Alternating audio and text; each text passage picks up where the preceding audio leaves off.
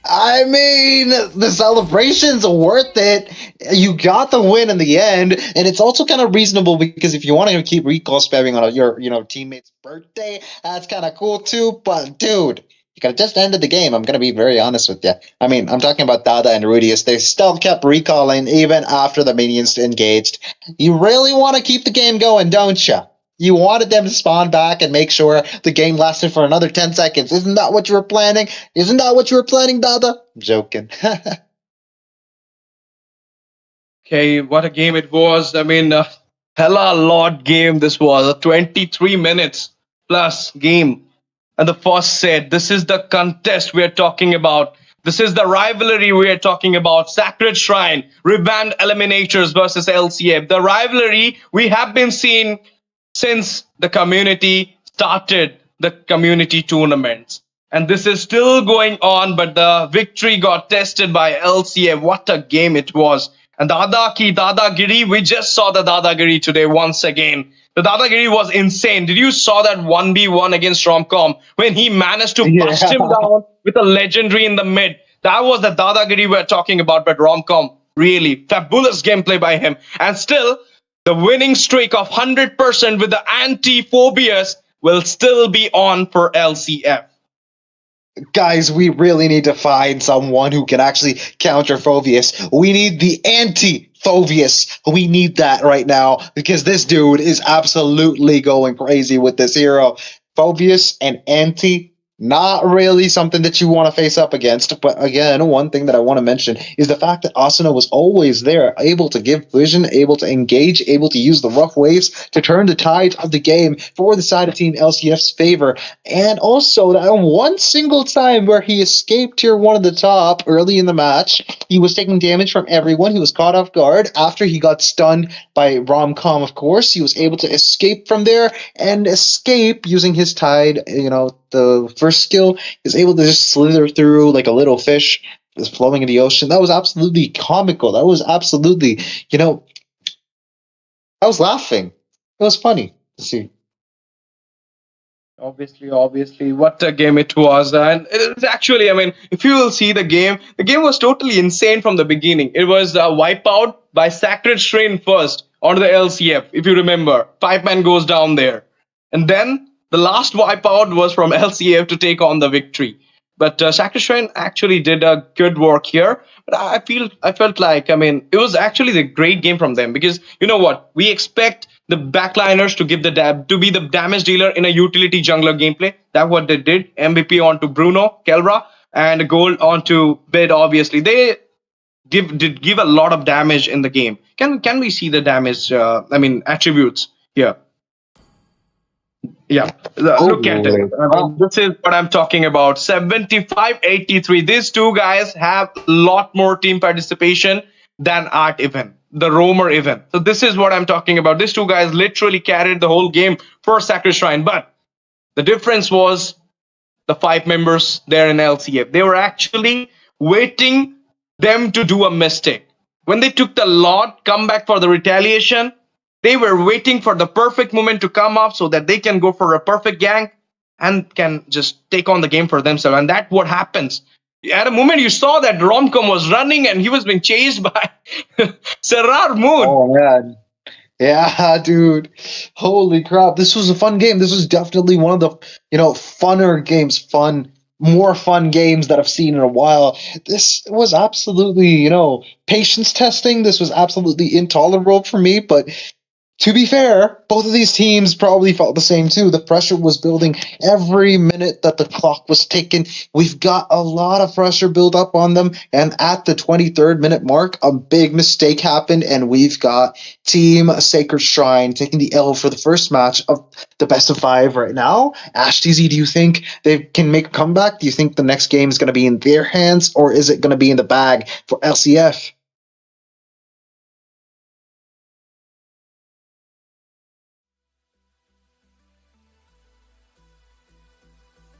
Maybe they can, maybe they can't. We'll just have to find out, don't we? Of course, now we're going into the game number 2 straight. No break, guys. So I want all of you to be in here and don't go anywhere. So let's see, we'll be taking on the Barton for the second game. Whoever winning, I mean, if LC winning, they'll have the third match as the match point.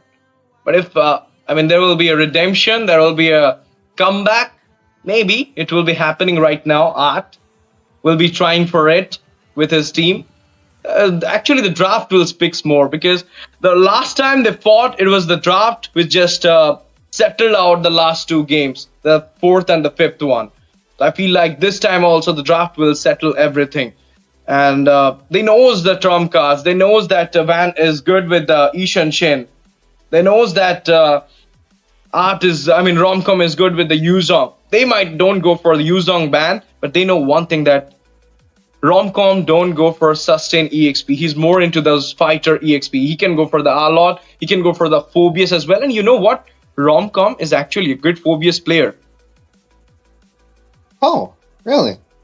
And Anti still gets the Phobius instead of, Romcom, and he just skips it, because why? Why does he not take the Phobius instead? Because we've seen Phobius just survive through everything in the top lane in the last team fight.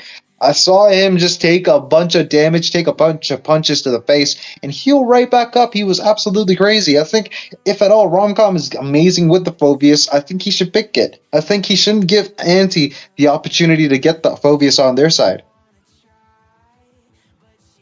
Of course. And now we will go into the draft straight away. But before that, I want all of you to share the stream to your friends, guys, because, this is the banger going on. Two of the best teams of India. One is second in the Mythic leaderboard. One is fourth in the Mythic leaderboard right now, fighting with each other to get a slot at the finals to go against Crux Requiem. But right now, having the fun, maybe opening the chips packet, watching this match, because they will also be making their strategy, Crucifix, that what these guys are picking up.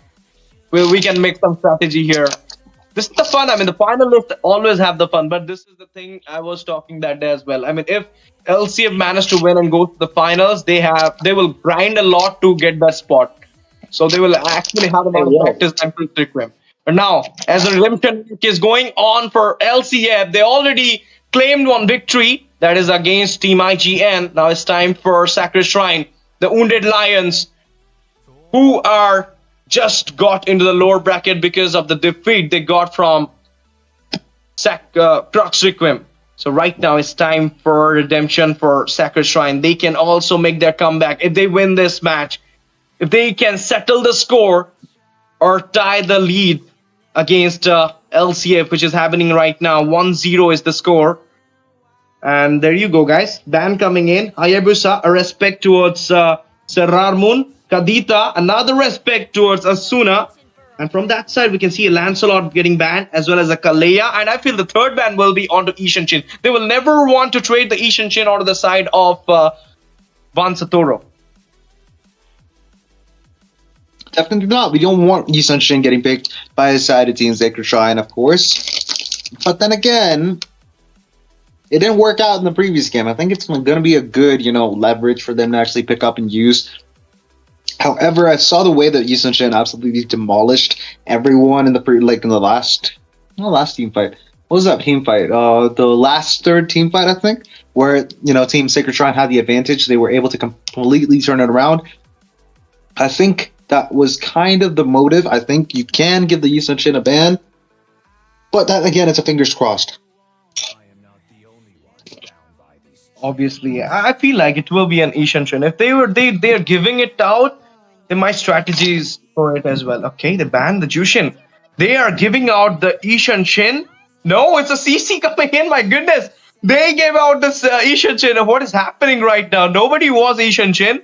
CC will actually works, but against LCF tonight, bro, this LCF just won 2 matches against Meteor CC. So you are going for the CC, and I might feel like Lapu Lapu comes into the hand of Anti this time after the Phobius ban. 3 respect ban from the side of Sacred Shrine, and till the Lapu Lapu is open, even the Ishan Shin. Right now, LCF can go for Ishanshin Jungle, Lapu Lapu EXP if they wants to trade it out in a good way. Or Fursa is open as well, so they can go for the Fursa. Or they can go for utility because they banned the Jushin. Lot of things are open. Oh, told you.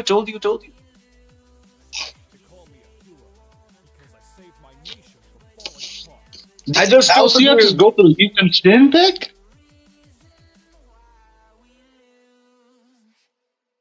This is happening. I told you that they will be going with Ishanshin and Lapu Lapu. They are going with it. A CC trade for these two heroes? I'm not sure, guys. I'm not sure. I mean, obviously, CC is a counter of Lapu Lapu, but I have been seeing this evening they are claiming the throne against Mirio's CC with a Lapu Lapu and with a Phobius in the hand of Anti. So, you know what is the gameplay, what is the strategy is to help the EXP first. Because they know that the winning lane is being played by CC. So they will be helping them out and going for a good way, you can say, on the EXP. Bakshia, join the team right now. Shakir Shrine. Is it a jungler Bakshia or a roamer Bakshia? Eve, my goodness. Most likely it's going to be in the jungle position because obviously you got the Bakshia. You probably want the CC to be paired up with a good healer, maybe the Florin. I think it kind of works, but then again, we've got the Eve getting picked onto the side of Team Sacred Shrine, looking pretty solid for their side, obviously, because you've got a kill box with the Curtain Call, and Baxia's, Black Tortoise, rolling around the map. I think keeping the Eve alive is going to be very easy. Keeping the enemies in a closed box, real-world manipulation can actually do a lot for their team. LCF now have the option to take the mage up to counter the enemy mage pick, or maybe they can just go for they're going to go for the gold lane pick. We've got the Lunox.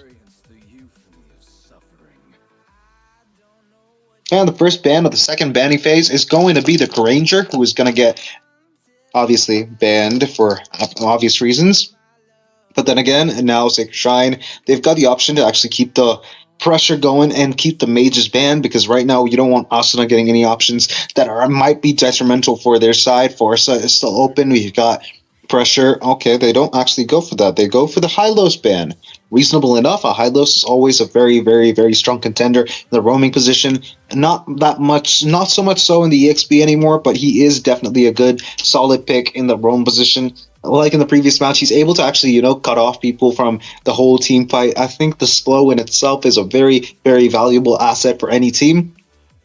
Side of Team LCF, though, they've got the option to go ahead and ban maybe a good roamer. I can't really think of anything right now, but let me know in the chat section if anyone has any ideas of what they're going to pick. I don't know, it's going to be Nathan getting picked on, banned on the side of Team LCF. Reasonable enough. If you don't want Fate to actually have this main hero, do you, Ash TZ?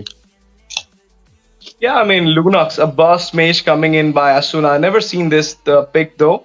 I was thinking about a Kimi here because Eve is a kind of stationary. Yeah, I think the Lunox is gonna go into the gold lane. No, that might be the case here, but I feel like no. I mean, Dada is kind of someone who go for a proper gold. I mean, he plays Harith and Nathan, but I've never seen him playing the Lunox. So this might be Asuna's Lunox here. And there might be a chance that they can come up with... Kalea is banned, so they can make their mind to come up with Gatot Kacha here. Kaza got banned. Hylos got banned. Oh my goodness, this is actually a trade going against Rudius here. They're stopping each and every possibility for Rudius.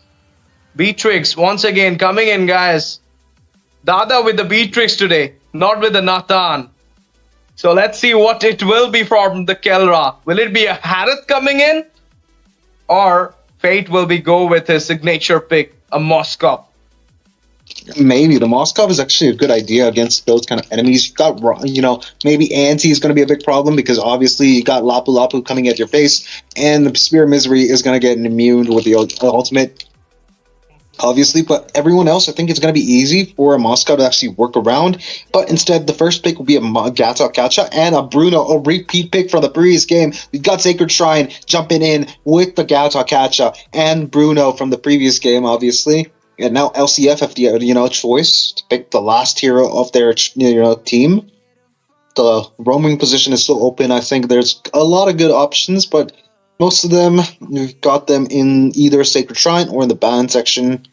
I think the Kalia, maybe the Kaja could have actually been good here, but what do you think, Ash TZ? Do you think any, out-of-pocket picks will be picked from the side of Team LCF today?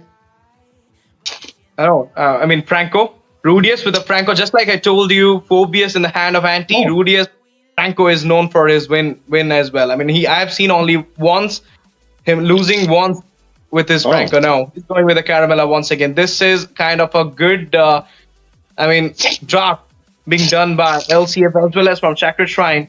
I'm just, a bit doubt with the Eve pick here, because Eve is kind of a stationary pick. I mean, stationary mage. She is don't have that much mobility. So that kind of thing which will help the Ishanshin to goes into the back and can take him out when he's casting the RWM. This is the thing I was talking about. So the draft is set, guys. Is the Ishanshin against a Baxia right now. They didn't went for Xbog, and which I was thinking that Act will not be with the Baxia Rome. He'll be with the Gatot Kacha Rome now. And the EXP with the CC against the Lapu Lapu. This is kind of, actually, if you actually see it, if we'll not talk about the execution or the strategy, then I will say the draft is kind of more tilted towards Sacred Shrine. They have a lot of counters here into their side. But if you see the execution in the last 3 games of LCF, I'll say maybe LCF will have the upper hand.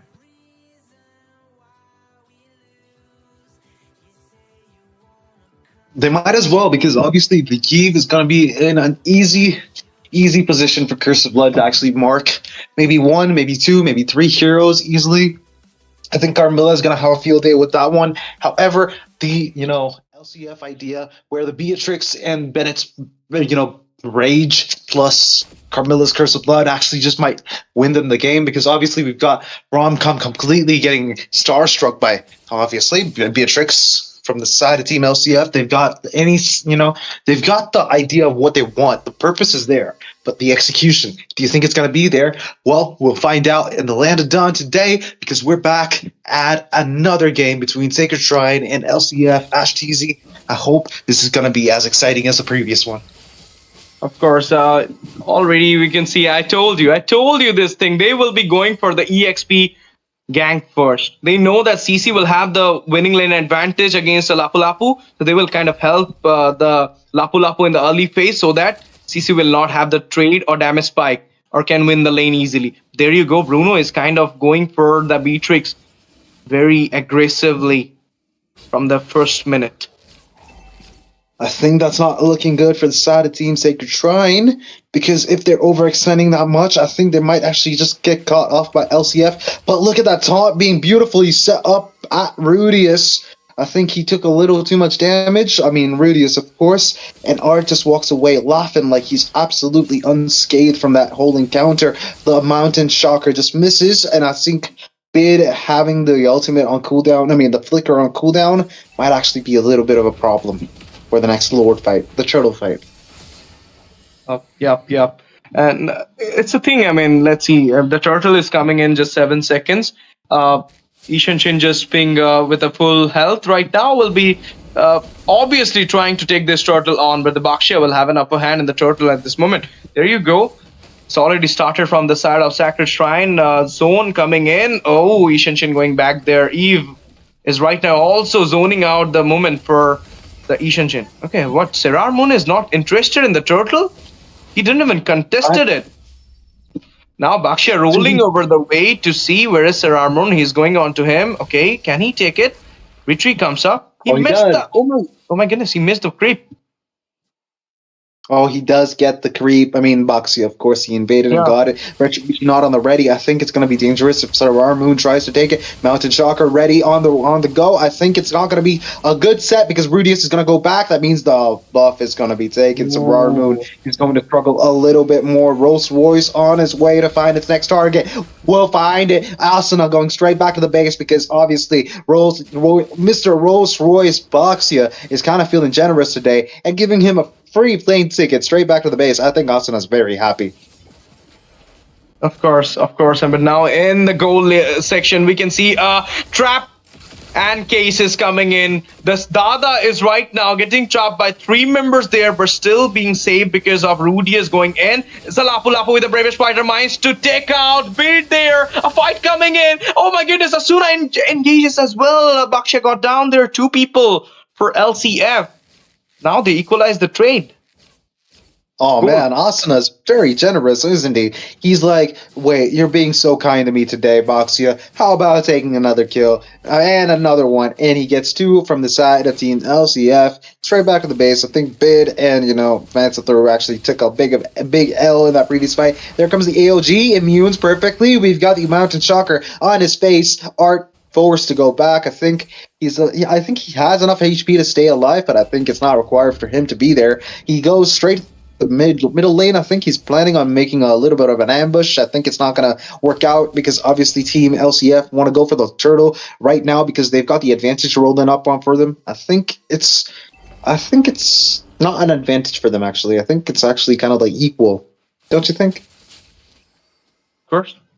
And now the second turtle is already here into the Land of Dawn, and it might be taken by LCF. They might come for the contest this time, but Baksha rolling down there for the zone will be trapping down onto...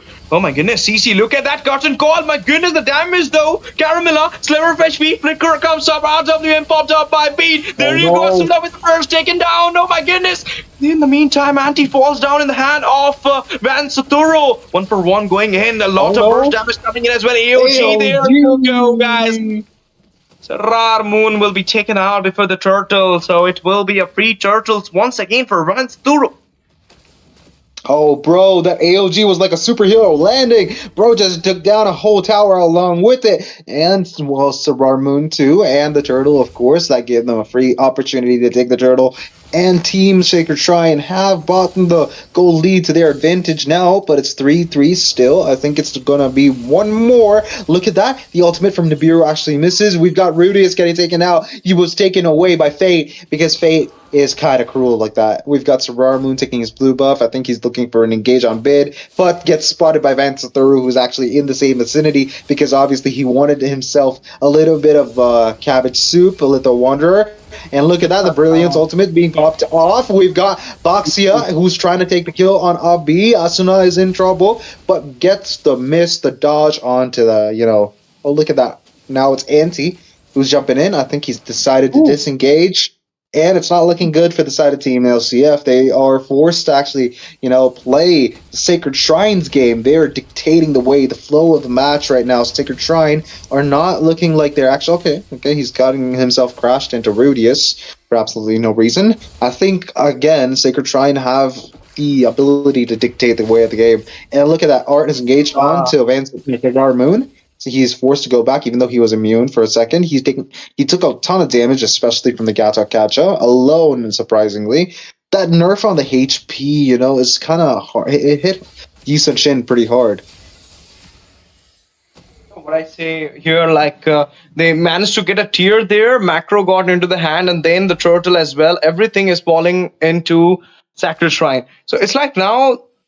It's not about the game, holding the game. I feel like it's about going for a good engage from the side of LCF. Before that, we're going to see another engage coming in by Sacred Shrine. They are having the goal lead, so they are having the advantage right now. Baksha going in, very in. AOG comes up, 2 people caught up there. A lot of damage on to Asuna. Will be taken out. It's a killing spree coming out for Art. There you go. Bazooka comes in. Flicker comes up for Rudius, but will be taken out with the balls coming out by Kilra. Oh, man. Dude. I'm going to be honest with you. Fate actually kind of playing with his balls a little too frequently right now. He's bouncing him. He's juggling him. It's kind of looking pretty fiery, especially with that skin there. He's absolutely demolishing people with the damage he's got with mecha legs.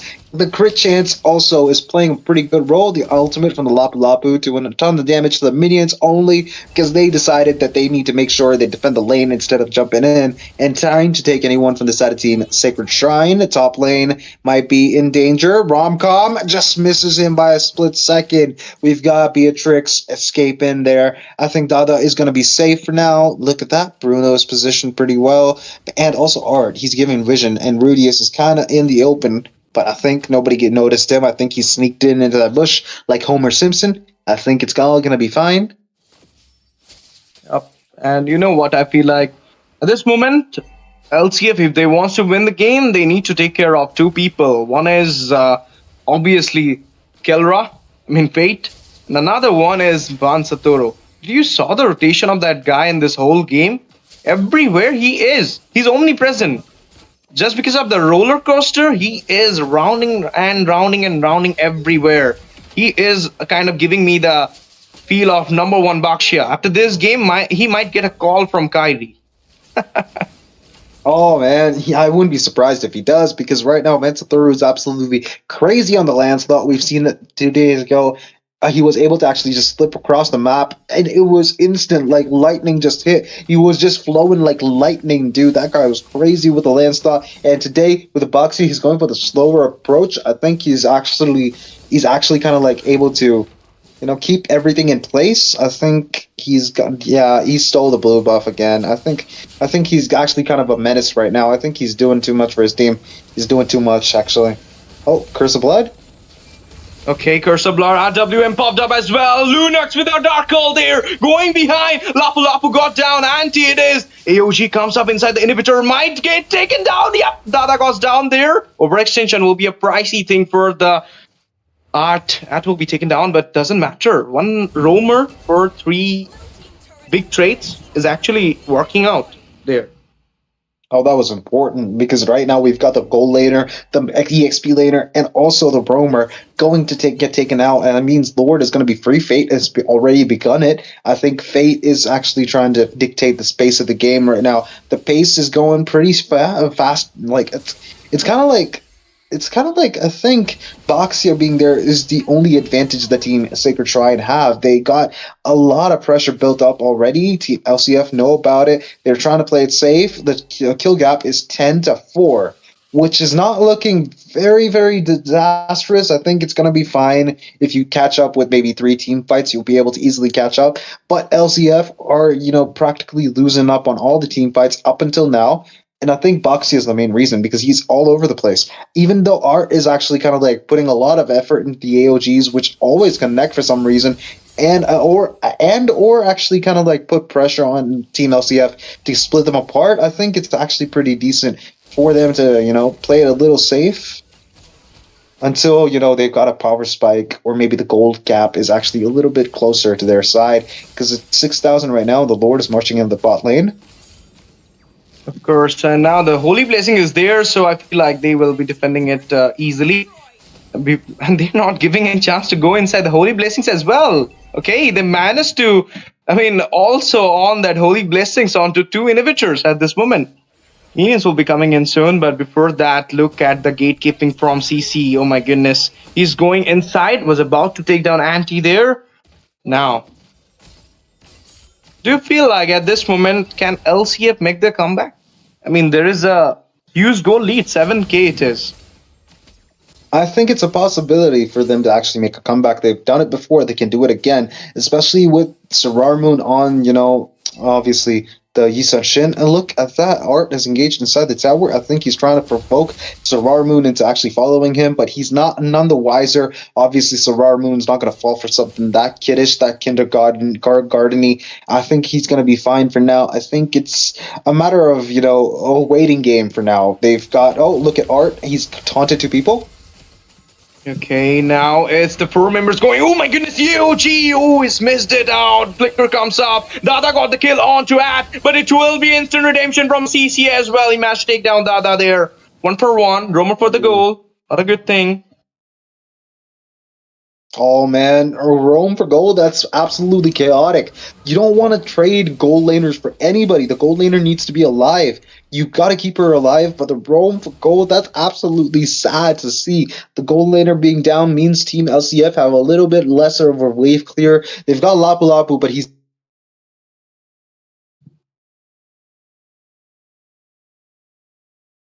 Yeah? Okay, it might be a technical issue from Crux there. No worries, he'll be coming back soon, but look at the item section. It's already being decorated by the side of Sacred Shrine, because Ishi is kind of right now building that brute force into her items that will actually give her a damage as well as I mean you can say sustain there. Malefic Roar got added. Okay, Ishinshin going for a Malefic Roar. You know why, Crux? Oh my goodness! Before that, another Oh, fight coming at the top. It's the Bruno with the balls taking out Dada.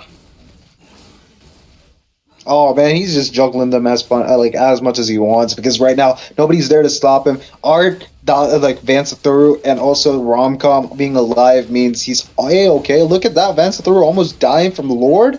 Okay, maybe if that lightning actually hit, he would have been taken out, but that was not going to be the case because obviously something so hilarious does not happen. It's not a scripted game.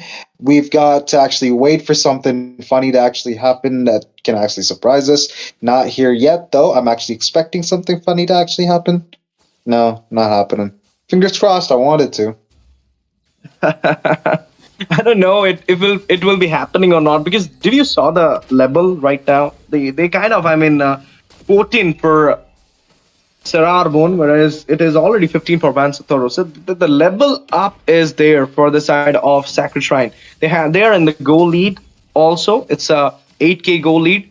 So I don't feel like a redemption or a comeback can be happening in this game, but if it is happening, then you have to hold the game properly. You have to take on a fight, win the fight as well. Lapu Lapu engages with the dive coming in as the bravest fighters being on. RWM popped up there, lost entering the inhibitors as well as inhibitor fall down burst from the Suna. There you go, CC falls down. In the meantime, they're going for another fight. Kill right is taking down a double onto Asuna. It's a slain onto Art there by Dada. 2 for 2 is going in right now. Kelra, oh my goodness, this is Fate there. 3 people are right now defending the base. Minions will be entering it soon. Let's see what happens. Oh, damage from Fate. Literally, he is been melting down the Beatrix. Once again, Lapu Lapu with the bravest fighter comes in. There you go. Bakshia gave a beautiful round there.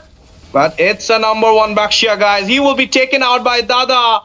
But till now, Kelra as well as Bede is there at the base. Can they make it out? No, I don't feel so.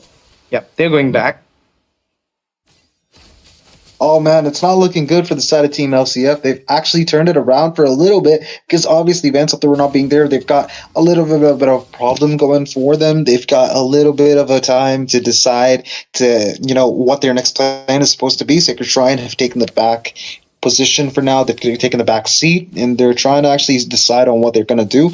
But being the whole case where Fate is alive, that's the only problem for the side of Team LCF. They need to make sure Fate is going to go down before they engage in any team fight.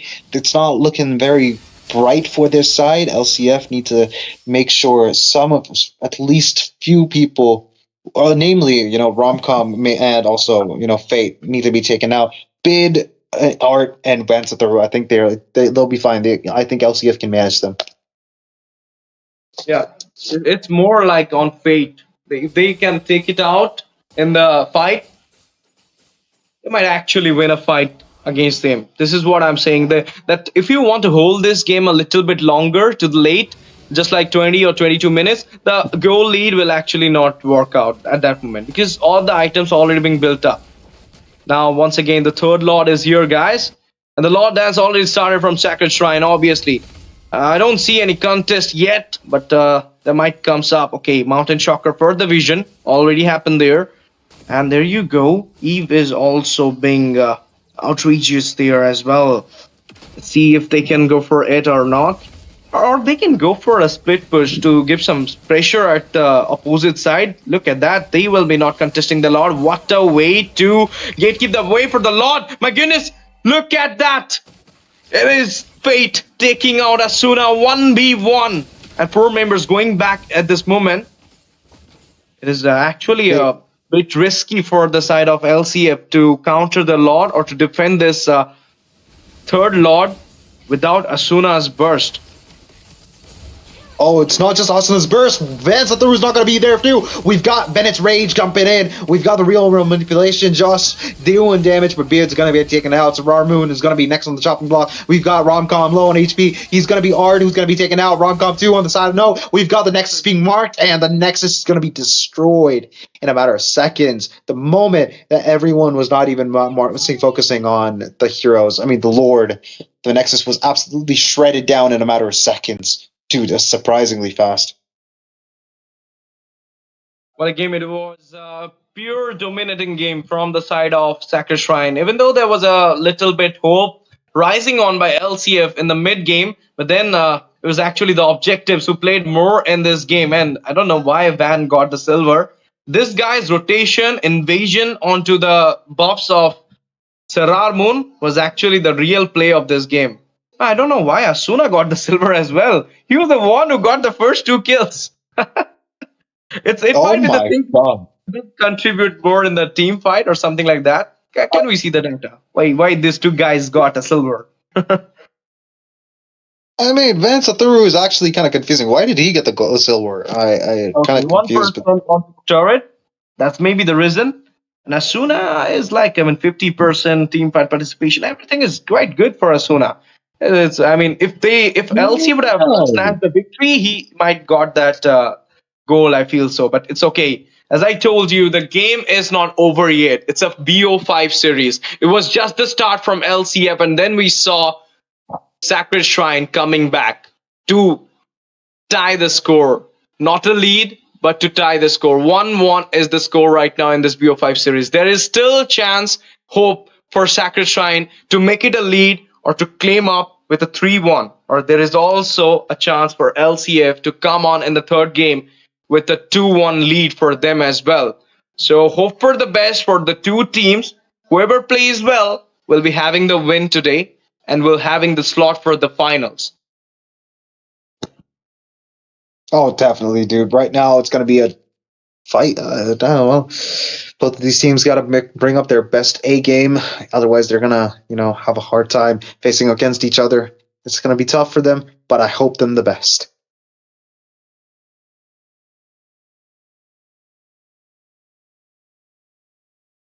Yeah. And this is how, I mean, this game is going long, and you know what, I mean, if they can actually contribute more into the third game, it will actually work.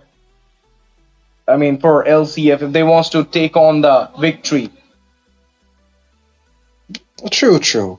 I think it's going to be hard for LCF to actually keep up with that kind of gameplay from the previous match, of course. Sacred Shrine was able to completely turn that a game around. The previous one, of course, where LCF were able to shred through Sacred Shrine's front lines and destroy, dismantle, and make sure they get the base down. They were able to use that strategy throughout the first game, but the second game, it did not work out for them. Team LCF took a big L in the previous one, and I won't be surprised if at all Team Sacred Shrine actually keep winning with this momentum, with this game's momentum. Yeah, obviously, and this is fun actually. You will see this is fun actually right now, and let me tell you guys that comment hashtag giveaway, and we will choose one winner. I've been seeing the chat. Whoever will be the most active one in the chat will be getting the giveaway. So you guys, not only, I mean, LCF, Sacred Shrine, IG, and Crux Requiem will be winning. You guys can also win by be active in the chat, most active in the chat, and hashtag giveaway will be the message. Obviously, you have to type it down there, and the most active one will be chosen as the winner.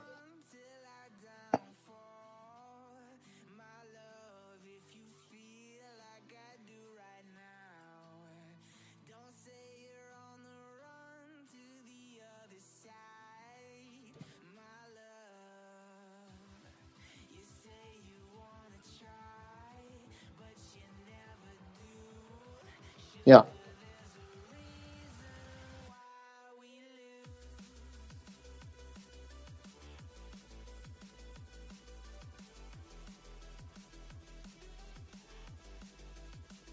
Are you guys typing that hashtag giveaway? Can't see it. It's only I don't channel. think I see anyone. I don't see anyone typing hashtag giveaway right now, but there's one person, JB Young Gamer. He's typed it, and nobody else. Sadly, I don't think anyone's interested in actually getting the giveaway. Do you think, Ash TZ, should we just cancel today's giveaway and just put it for some other day, or do we just give it to this guy? I think nobody's interested. I don't know. I don't know. I mean, Channel was the one who typed it out, so maybe Channel will win it because he was the one who typed it first. Look at this. Again typed it. Nobody's interested. Avi Oh, just there's- coming. Oh, Okay, some Avi. people are actually interested. They're actually listening. They're actually starting to spam the hashtag giveaway thing. LP, we've got Balvir, we've got Abi, we've got Chanel, and we've got JB Young Gamers. Four of Oh them. my And goodness. Dominators too is joined in. Yep. Wands for the win. Yuta is actually big Wands fan. Okay. He is typing hashtag Wands for the win. My Okay, God, guys. this is actually. Oh, we've got Justin here too. Madhavan, we've got Abi again. We've got. Who else? Kairi Official. Apparently, it's Dark Kairi. He's gone into the dark dimension and come back as Dark Kairi. Dude, big fan. First, oh my goodness. All those hashtag giveaway are coming in.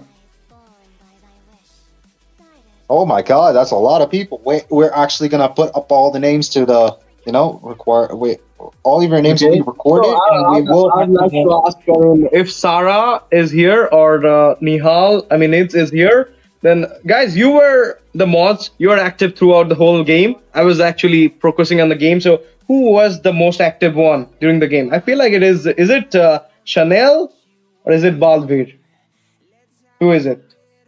It's Utah, actually, but then again, all of these guys will have their names recorded and made sure they all have a fair chance of getting a win of the giveaway. But look at this. We've gotten the first pick of the game. We've got Aboxia on the side of Team LCF, and the bans have already been done. Lansla, Kalia, Yuzushin, what is that? CC, Kadita, and also Hayabusa. Both the K sisters, Kadita and Kalia, both the fishes, have been banned. That's something that you can't see every day. Crucifix, you are not choosing the winner. It's your work. I'll not say anything here. I mean, who was the most active you saw in the chat? Just to take their name. As of right now, we've got no names. I'll just do some, I've taken up all the names. I've actually put them all into, what do you call it? A list, and I'll put them in maybe a wheel of fate and choose one. Give me a second. But Ashes, you take over until then. Okay. Let me talk about the draft right now. Esmeralda coming in from Anti, Baksha being prioritized by Sarah Moon in this game. Oh my goodness, Beat once again going with the Eve, and Gatot Kacha will be into the hand of Art. So it's like first game draft mixed up with the second game, and trade just got exchanged that Baksha into the hand of Sarah Moon, or it can go for Rudius as well. He's also a good Baksha player there out. My goodness. Asuna with the Fursa going in right now. This is actually a good pick coming in from the side of LCF. They have the burst right now. Esmeralda for the damage soak. There is the Baksha in the front line as a utility jungler. Are they going for a Xbog at this moment, or they will go for a goal laner? I mean, carry can work if you want, or Nathan can come in as well. If Fade do wants to go with it. I am definitely not looking, my friend. Forgive me, but there's one thing that I'm actually doing right now in the background. I'm actually trying to put all of the names into a wheel of names and trying to spin it. Now, give me a second. Nice, dude. Nice work, guys. This is what Crucifix is. No need to choose anyone. We can do a will, and the luck will choose yourself. Oh my goodness, look at that. A lot into the game. Oh. Rom-com with the Alon. This game will be insane, guys. And this game will be like Sanford versus Kid Bomba. Two great EXP laners of Global, and we have here Rom-com versus Antic. Oh, we've got a winner. We've got a winner. We've got Chanel getting the win on the giveaway. Dude, I cannot believe it. There were 22 names, and I've got one name, and it's Chanel. Congratulations. We've got a winner. Congratulations, Chanel. You just won the giveaway there, guy. I mean, next time I will literally look after the chat. So don't worry. In the fourth game, whoever will be the most active one will be getting the diamonds in the chat. So, but this is the professional way Crucifix just did. So I will congratulate Chanel once again in the chat as well. Congratulations, Chanel. you might go and you can contact here in the. I mean, you can go with our WhatsApp channel. There you can DM our admin your ID and server, and you will getting your reward for being the most active one in the chat. And also your log just yeah. We've got a Franco getting banned on the side of Team Sacred Shrine. Why? Why would you do that? What? Okay, I might think that they will go for something assassin here. One Satoru with the Fanny. What do you think? I mean, it's possible. I think Vance Thor going for the Fanny is not actually. Crucifix, did I say to you Nathan might comes up, and here it is. I just saw it right now. Oh, dude, Nathan getting picked on the side of Team Sacred Shrine, and to counter that, LCF have gone for the Buxia X Granger whole gameplay. And it's now turned, like, you know, what do you call it? It's now time for the Roamer to get picked onto the side of Team LCF. I'm kind of wondering what they're actually planning. If they're gonna go for a healer, I'm not really sure what they're gonna go for.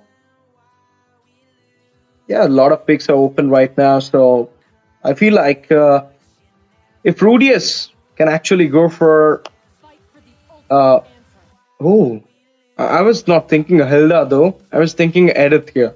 I don't know why I was thinking Edith, but I was thinking that. He went for the Hilda here. That means a Hilda. Oh, I told you there will be a Fanny. Oh, they're still going to go for the Fanny. Okay. We've got no hard crowd control from the side of Team LCF. We've got 2 free food, basically. We've got Forza and maybe Granger. Unless, of course, he can actually flicker out of harm's way and maybe Forza too. But then again, Fanny just does not really care about that. You can flicker out as much as you want. You can just do whatever you want. But then again, Fanny's just going to cutthroat you and get the game in the bag. I think it's going to be a win for the side of Team Sacred Shrine because there's no lockdown hero for the Fanny. Van Satoru with the Fanny. They went for the Hilda pick. They might not anticipated this Fanny coming in. Otherwise, the Rudius could have went for a Kufra pick here. Just like they're right now here for the Fanny gameplay. Let's see how it goes. Because you know what? I mean, Fanny is a kind of snowball pick. So might not actually work for them, but here we are for the game number 3, guys. The draft is on for both these sides, LCF and Sacred Shrine, with Anatan, Fanny, Eve, Alot, Katotkacha. Sacred Shrine is opening, as well as LCF is going with Esmeralda, Hilda, Baksha in the jungle, Gold, Granger. Oh, sucked easy with the Granger. This is quite, insane. We're gonna see. And Fursa onto the hand of Asuna. The game is on. Let's see who will be having a lead right now because both of them are in the equal points. 1-1. One win will actually open a match point game in the 4th match for both the sides. So, for each of the sides. So, let's see who will be having the test of victory and who will be getting the defeat here in the game number. Oh, definitely. This looks pretty cooked. I'll be very honest with you. LCF are pretty cooked with the Fanny not being encountered by any one of the heroes. I think maybe the Boxia could actually just jump in and give a 1-second stun, but that's pretty much it. You can't really catch the Fanny in any other case. Granger, Farsa, and maybe even, Esmeralda might actually be in trouble with the Fanny because they can't really catch her. They can't really do anything against her. Again, we've got the Gato Catcher and the Yve working together with the Nathan. Maybe that would be a very dangerous problem for the side of Team LCF to face against because there's a kill box and Nathan can play around it with Entropy and all the damage with all of his other spells. And Arla is just the icing on the cake. He can just keep everyone together. He's like a Ruby, but not a Ruby at the same time. Of course. And you know what? They got 3 tanks here. Esmeralda is actually, sustain EXP. Hilda is for invasion as well as for mobility. Even the region can help her out. Baksha is there, will work as an anti-heal. But there is the thing is, these 3 tanks doesn't have a good crowd control against the Fanny. So who will be the one stopping the Fanny at this moment? Granger, Farsa, Boke Burst combo, OG combo is there with 2 sustainable frontliner. But the thing is, no crowd control for the Fanny. Fanny can enter you and can diminish out that Granger and Fursa there. This is the biggest question I'm asking right now what will be happening with this Fanny pick. It is actually a good pick here in the last phase. I don't know how LCF didn't anticipated it. They didn't wait for the Kufra, they went for the Hilda straight away, but it's okay. They have a strategy right now for this third game, as well as Sacred Shrine is ready for it. And look at that. Already there is a poke coming in. As I told you, invasion will be there by this Hilda. She's going for a... Okay, it was not actually an invasion. Actually a mirror to show that what is the Fanny doing. Where it is. Is it in the blue or red? I think the first buff is going to be a priority. Obviously, there's not going to be an invade at all. I think it's going to be okay for the early phases of the game. For now, at least, they're okay. But the first blood goes to the side of Team LCF. They get the kill on Fanny. Surprisingly, I did not expect that at all. Fanny getting taken out early on, so early on is absolutely crazy. Yep. And in the meantime, I can see that. Oh my goodness, look at that. The engage coming in by LCF right now. Revitalizing popped up by At, but At will be taken out by Anti. Okay, this is Anti getting the first blood in this game. Only the first blood. He got two. He got two there. And in the meantime, at the bot, we can see the Fanny coming in for the engage, but will not find any kills at Granger. We're going back as well.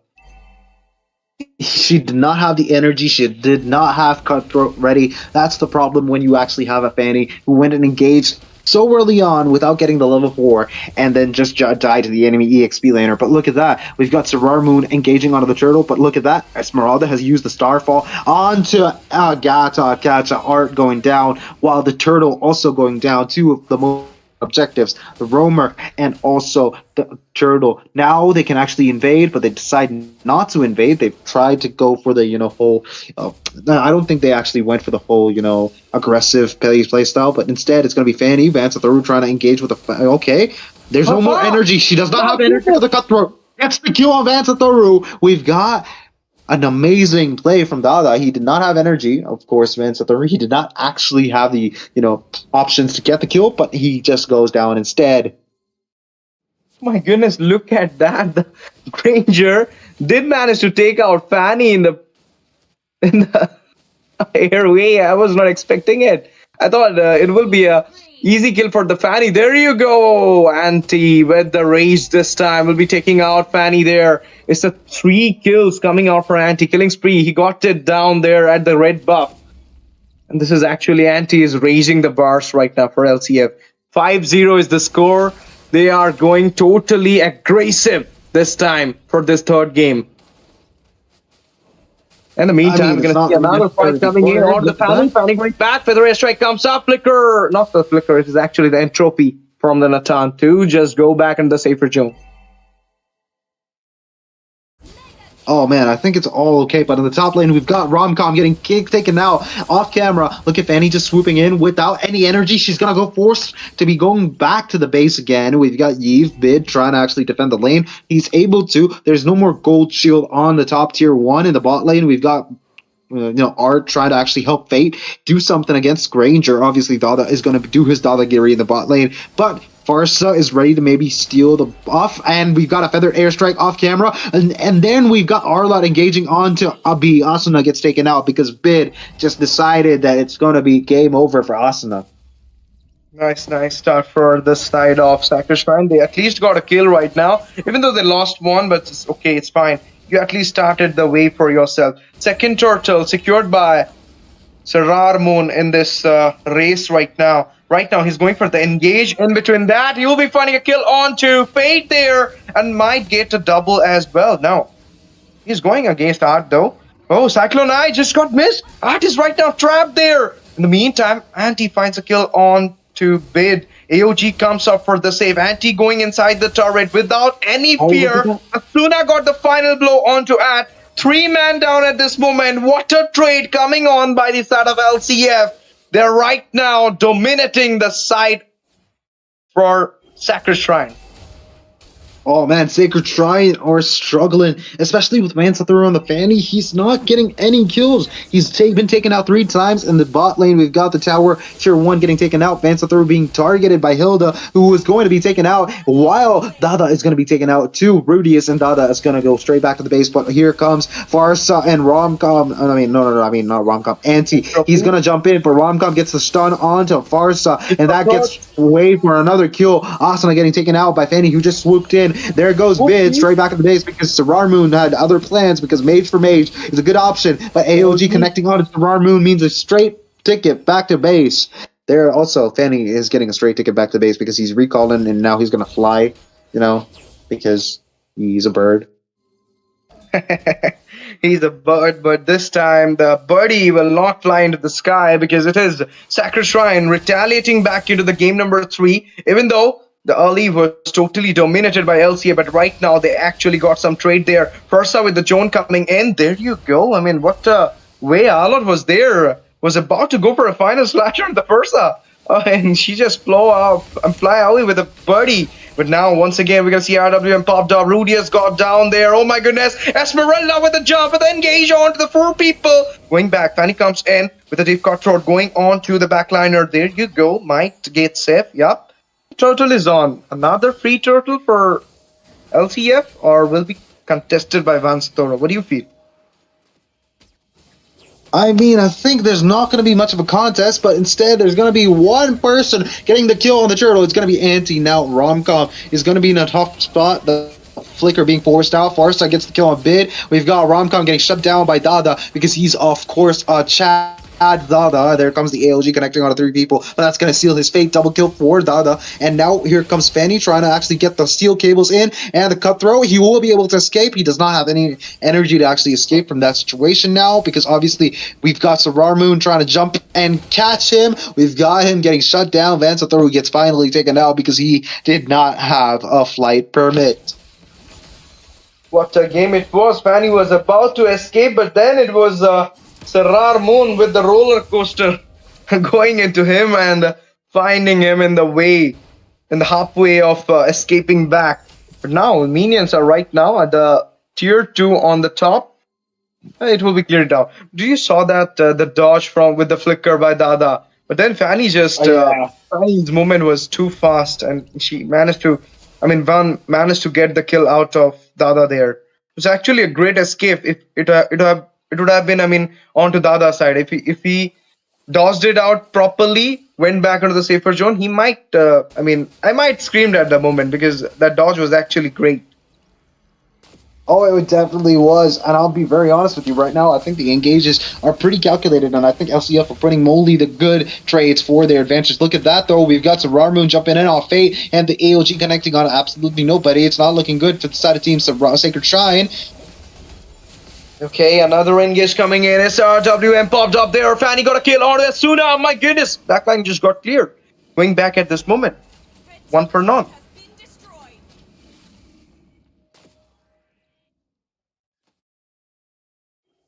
Ayo, I think Sacred Shrine actually made the best out of that situation. I think right now with Asuna getting taken out, I think it's going to be looking pretty good for the next Lord fight. The first Lord of the match has just spawned in, and I think Sacred Shrine are ready to actually engage on them. The Mage, the Marksman, and the Hyper are all ready, but now Asuna being alive allows him to fly into the harm's way. Now we've got Anti engaging onto Art. Is not the best course of actions, but in the bot lane we've got Fanny pushing the lane and first Lord of the match goes to the side of Team LCF. No contest, why not? I feel like Fanny was there onto the bot for a split push, so the time was not actually regulated much for that fan, so he couldn't go for the Lord at the moment. It was actually an uncontested Lord, as you said. So you know what, I feel like the objectives are totally on the LCF side. It's just that the kills are also under the LCF side, but in the midway they got some lot of kills, and I feel like Sacred Shrine didn't lost a fight in previous 2 to 3 minutes, if you will see. Definitely not. They've got the advantage rolling in on them. They've got maybe 1 or 2 kills here and there, but they're not making any significant progress anytime soon. Vansatharu is able to actually push away all of the minions that are actually engaging in the top side, and I think the bot lane is where it's at. I think the Lord marching down there, I think a 10-second gap would be dangerous for them, so Vansatharu decides to actually keep at least one person to defend the lane, but look at that. We've got the RWM connecting with nobody, but then, okay, not RWM, I mean AOG. We've got Vansatharu getting the kill on Dada, and there goes Vansatharu for more. He gets the kill on Asuna, and Rudius connects on the chopping block. And again, I think Anti being there is just a little bit too risky. I think he's not going to be able to survive. Romcom, he's flashing in. I think he's flashing a little hard. He's able to survive, though. Anti, not for long. We've got Nathan Flicker. Absolutely bonkers. He's able to survive even that. Anti is going on a streak with that survival instinct running in. And, okay, right now, Rudius, Rarmoon, trying to make sure they can't really push anything. Vansatharu has different ideas, though. The middle tier 1 is going to go taken out, and I think he's going to go straight for Rudius. No, they're not going to engage anytime soon. And he does not have the blue buff. He can't really fight. Of course, and you know what? Right now, I mean, this is a comeback being setting by the side of Sacred Shrine. They actually, I mean, doing great in this game after the mid game, if you'll see, because when they got the trade there, those 4 kills, if you remember, after that they didn't look back. They were taking on each and every fight and winning it. Even though they lost the Lord, they didn't even contest for the Lord. They went for a split push, but right now, they are winning the fights, and this might get them a comeback in this game, and they might go for the 2-1 score here. Only if I feel like the Granger and the first sub will be safe. Could be not the case, because you know what? Nobody's there to counter the Fanny right now. Fanny is going straight away onto the back line. True, but then again, I'll be very honest with you. With each of those little engages that Fanny's making, that bot lane push, the top lane push, he is trying to actually make the best out of his whole, the hero, of course. The micro is doing the work for him, but then again, we all know how Fanny falls short in the late game, and I think he is trying to make the split pushes his priority instead of, going for the Lord. I think that's the plan right now. Team Sacred Shrine don't really have a jungler in most of the situations that require a jungler, but now we've got Fanny just coming in with a cutthroat. He's not able to get the kill, though. We've got Sarar Moon securing the Lord, and now fate goes down to his own fate. Rudius gets the kill, and now Rudius might actually be in trouble. He runs, Bid is on the run, but he's not going to be able to survive. Romcom is going to get 1 kill on Sarar Moon, but then again, he's going to get taken out pretty quickly without any mercy. Oh, he's able to survive there. We've got Farsa flying in from absolute zero from the coordinates that you have no idea where it is. We've got Fanny now flying in, now doing damage to Asuna. We've got Feathered Airstrike. Not getting the kill. AOG used to escape. Absolutely beautiful. The AOG was timed right. I'd be very honest with you, Asuna, if he had gotten the Feather Airstrike right on time, he would have actually gotten the kill, but, Gato Kacho was able to survive from that. But Romcom, though, it's not going to be the same for him. He's going to go back to the base for a little timeout. We've got the Lord connecting onto the bot tier 3, but then again, not much significant damage. We've got the Feather Airstrike doing damage on Bid with the Worship, Magic Worship, gets the kill on him, and we've got a lot of damage being dealt to Sacred Shrine's Pride. Superb gameplay from LCF as well as from Sacred Shrine. They managed to defend it down, even though 4 members were out, and that escape from Ad was actually remarkable at the moment. I thought the Feather Airstrike can eat him down there. Another Feather Airstrike comes in, Entropy for the save. Art is right now engaging there. Oh my goodness, in between. There you go. Look at, he might take it out. Rudius there. He was in the base and doing 1v1 with Romcom. Fanny comes in once again. Yeah. Look at that. You saw Rudius actually doing that little bit of a thing where he's going into the bush and out of the bush every few seconds. That is absolutely crazy. I didn't think many people knew about it because obviously, that actually engages. But look at that. Wait. The engages is not going to actually, bear fruit. I think LCF and Sacred Shrine don't really want to force any fight right now. Anyways, back to you. It's Ash Easy. Yep. We're back into the side, and you look at that. I mean, you know what? I feel like the builds are already over for both these sides, and it's just Art right now might be going for immortality. What do you feel? I think the immortality is going to be a good option for them, but then again, we've got the whole immortality, Winter Crown, Rose Gold Meteor, not shift by, what do you call it? Switch by count like thing. I don't know what that exact term is, but you've got the whole, instantaneous buying to survive thing. The survival instinct forces you to do that. That thing. I think the immortality is the first core item for that whole, Shabazz. So for now, I think immortality is a good option. However, for the side of Team Sacred Shrine, they need to make sure any engage does not really, harm them instead of, benefiting them. Because most of the engages that they've done just until now, it's all harming them. They've ignored the Lord, which led to their, towers having significant damage, even the top tier 3 being taken out. And also, I think, Fanny trying to go for the backline is not working now. Look at that, another team fight. We've got Asuna getting taken out first. Fanny going straight in, but we do not have any mana. Rudius will be succumbed to his fate because Bid is now going to be taken out, and he will have to actually get punished for that. Rudius out of the picture because Fate decided that, I'm going to actually play Dr. Fate now. Yep, and, this game is going a little bit deep right now. It's already 16 and a half minutes. But LCF is still having the goal lead, 4K. Doesn't matter because already, almost all the items are already been built up by the side of Sacred Shrine members. It's like, I feel like the objective will actually be a neutral objective will actually be a big thing in this game at this moment because the Lord has already started. Let's see who will have the retreat onto the Lord. Baksha comes in for the engage right now. AOG comes off. 2 people got caught there. Oh my goodness, there is a damage coming with the entropy. Double for the Fate. Might goes for a triple. Asuna falls down. 3-man down already and only 2-man being there.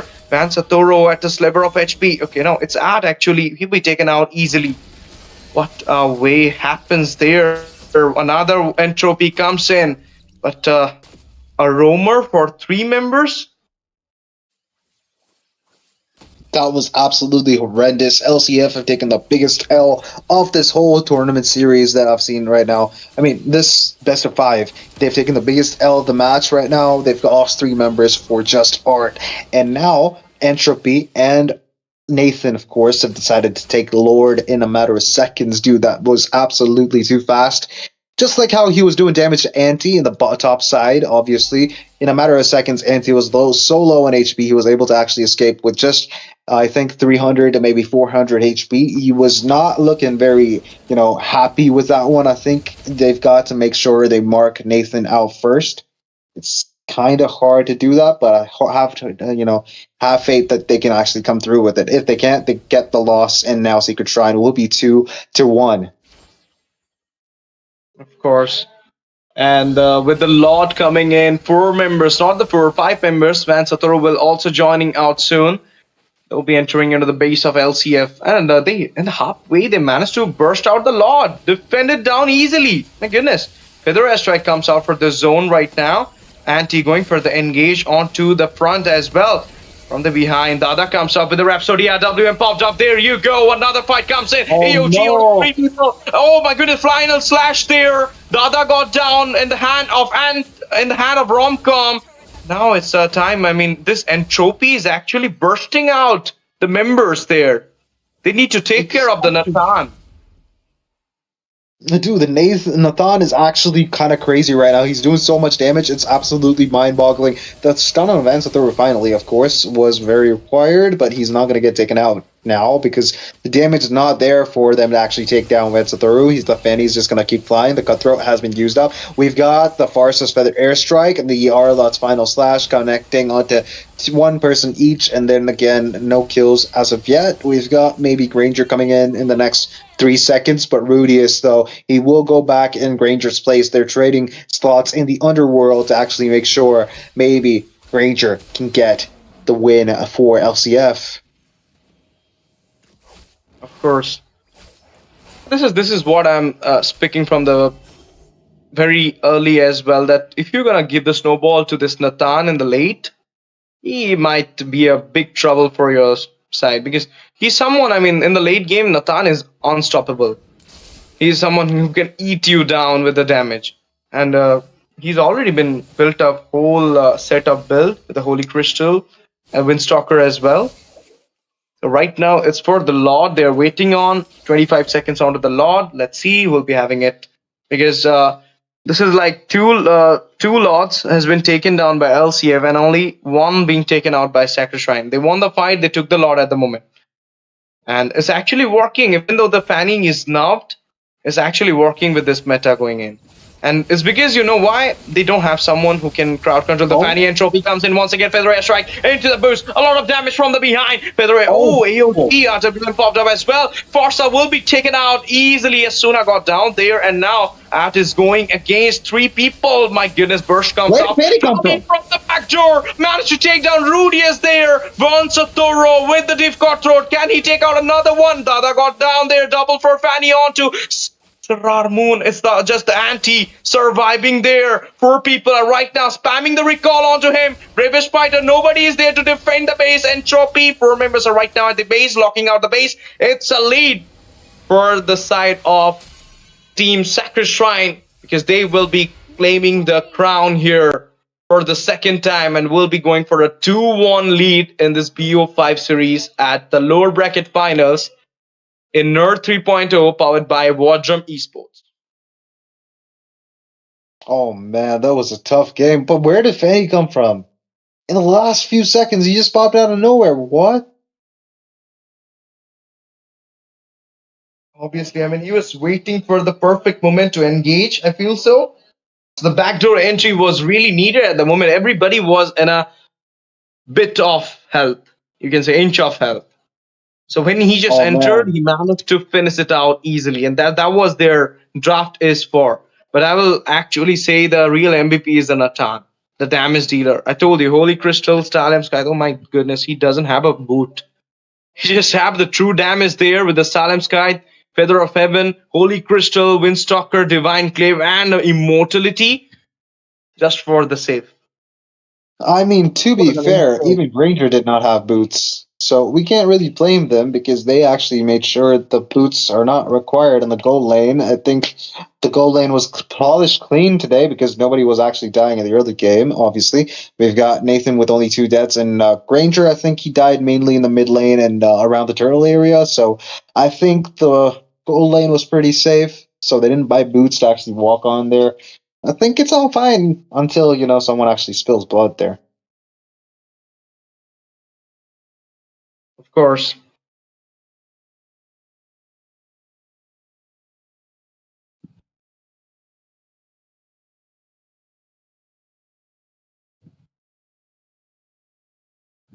And right now we'll be taking a short break, guys, because there will be a caster swap.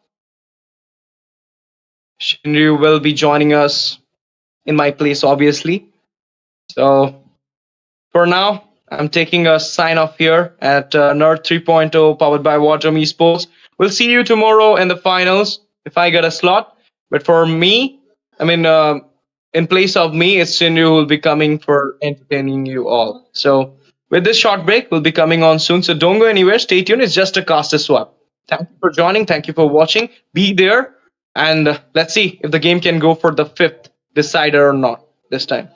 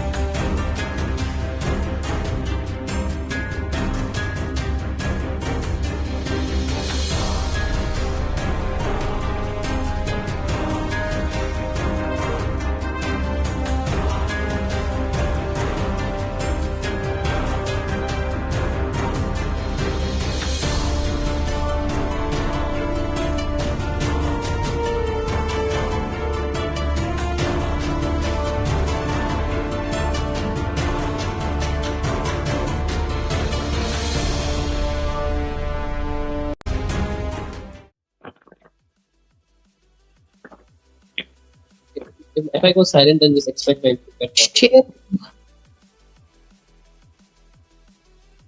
Hello, ladies and gentlemen. Welcome to the Wardroom Present. This is Wardroom presenting Nerd 3.0, of course. We are finally back with the fourth game of the night, of course, and we just have some change in the casters decks. I'm gonna be Shinryu, and I'm joined by Debbie for this fourth match. So, Debbie, what do you think? Will it be a clean sweep or not clean sweep? Actually, this will be a storm by Sacred Shrine or a reverse sweep possible. I'm looking for something of a 5 games, Sinu. So I'm really looking forward to LCF having a comeback of their own because that's third game that we see from Sacred Shrine. What a good set art! And this guy on a set of heroes is a completely different base, and of course we cannot forget about Satoru on the Fanny. So maybe, just maybe, LCF might eventually read out how Sacred Shrine plays. So let's see what they can do. Yeah, let's see. But I want to ask you one question before we actually head into this game. Do you think the exhaustion is actually hitting Laxmi Chit fun in this game? In the series, actually? Oh, yeah. But, there are some people who have that momentum, right? When you win the first big game in the series, you have that kind of a motivation trying to look for more wins. I think they are pumped up. I don't think they are exhausted. These people are young people, man. Let's face it. They're going to be having more energy, right? So it's not going to be exhausted.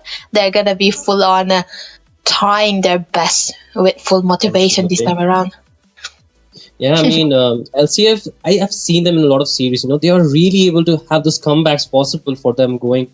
And, it comes from the solo plays a lot of times, like Asuna, Anti, and even sometimes, Dada. Yeah. Like, these people, you need to keep your eyes on them. And sometimes, those unsung heroes, like the tank Rudius too, makes us completely surprised, right? Yeah. These times, I think, it's the most surprising factor for me was Sacred Shrine only. LCF has always been known as the monster in this tournament so far. They were able to beat out IGN again. They had a lot of winning streak in the round robin too. Sacred Shrine have a little bit of a shaky start, but they have risen, man. They have improved quite so a lot. And when you come toe to toe, or even having a game on LCF, it just means that you're getting so many improvements on the gameplays that you are doing too. And I think it's also the draft that matters for Sacred Shrine most of the time. Their drafting has always been amazing. LCF kind of go for the carry picks into their XP side most of the time. And I think Sacred Shrine use that to their advantage. Yeah, absolutely. I don't know if that's a glitch or not, but LC got 2 points. Okay, I was under the opinion that Sacred Shrine got 2 points, but okay, LC actually leading here. Maybe just a vision, it's just a vision blur. But again, but the thing is here, Debbie, the way Sacred Shrine are playing, they're able to get 2 games after LC got the first point, right? From what I've seen, so I think that really speaks a lot for, like we mentioned, the draft changes, the way they're actually going with the tempo of the game too. I feel that synergy is kind of building for the players for sure. Damn, I think that should be it. But yeah, I'll still have me shocked with the point count here. Their Sacred Shrine, they have the match point, right? So that's definitely going to be something that they can use here, as a motivation, as a way to try to get to their comfort and synergize well with the combination as well. But yeah, they have to ban away the Hayabusa and the Kadita right on time, because Asuna, he have been actively playing the Kadita, and the fact that he was able to get all the boosters in control when he is on the Kadita is very remarkable. And they do understand that you gotta focus on the particular hero that the players are gonna be comfortable on, and this has always been a way for Sacred Shrine in the banning phase most of the time. So it's very understandable that they take these 2 heroes away. But also Kalea, of course, LCM, they have to remove Kalea from Art. Yeah, absolutely right. Art is so well versed with those pick of heroes. You don't want to give it to him. Even the Chow sometimes. I don't think picking the Chow so much recently. I don't know, did he started to dislike that hero, or has he played it too much, spamming too much in the LAN games maybe, or the scrims? Yeah. But again, that's a possibility, right? The pick of heroes. Not only the Chow, even the Jawhead, something that goes under the radar. Oh, if it comes to it, I will be very shocked too, because it's not the best Jawhead games these days. So I'll never know, because it's always very fun to see the players picking away heroes that we don't usually see. But I think this time around Sacred Shrine they can keep the land slot so they can ban away a particular hero that they don't want to face against. The CC also can come through. They can ban out the CC and take the land slot, or ban the land slot, take the CC. But the forwards, okay, this is NT we're talking about, and of course you really don't want the forwards to be in the hands of Mr. NT here. So very understandable. Yeah. Also, what could they remove? Lapu Lapu. Lance, Lapu, Lance, Lapu. Fanny too. Last game we saw a Fanny, right? Yeah. Fanny could also can come through, so there's a lot of possibilities. Oh, For bid. Jusheng. Very interesting. I mean, But again, Debbie, the new heroes. I mean, the heroes they got a buff, right? Like for Eve, for Lilia, these are also heroes that Bit can go for. Even the Vexana. Yeah. Nah, I don't think the Vexana will be coming because LCF they can pick away the direct assassins if the Vexana comes through. But you know the thing is there's a dilemma for Sacred Shrine. They have just one first pick, so they have a lot into their mind. If they pick one, they give away two, so they have to be very mindful. If the land slot comes through and they're falling right into the bait of LCF, it can be counted as good.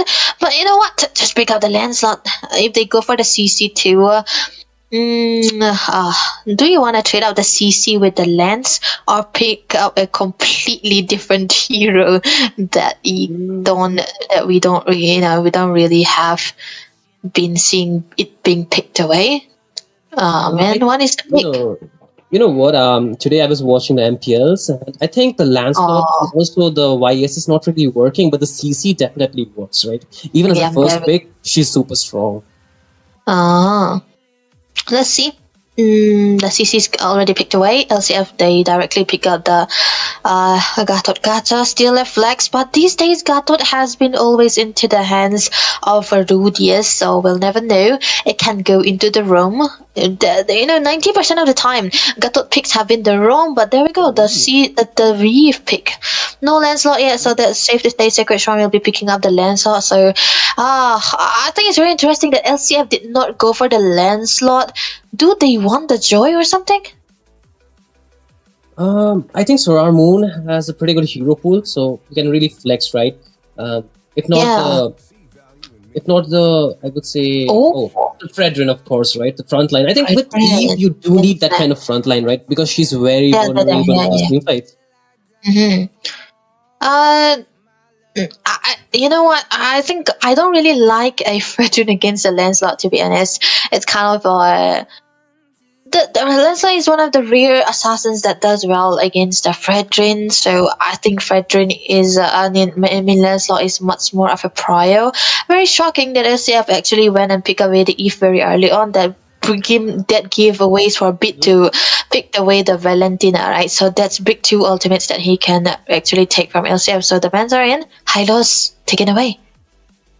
Yeah, the high loss should be a ban because, the slowdown along with actually LCF could have been the one picking up the high loss because that's a double slowdown combo along with the Eve. Pretty famous back in the days. You don't see Eve being so famous, so I think that combo was out of the table for a lot of teams. But again, Eve being back does mean that they can actually go for it because right now they have the Valentina, so that RWM could be very well used for them too. Yeah, they can take that. Two big ultimates, definitely a good one. And Valentina is more of a utility into the mid lane, so I think they're gonna be needing a little bit of a magic damage into the gold lane side.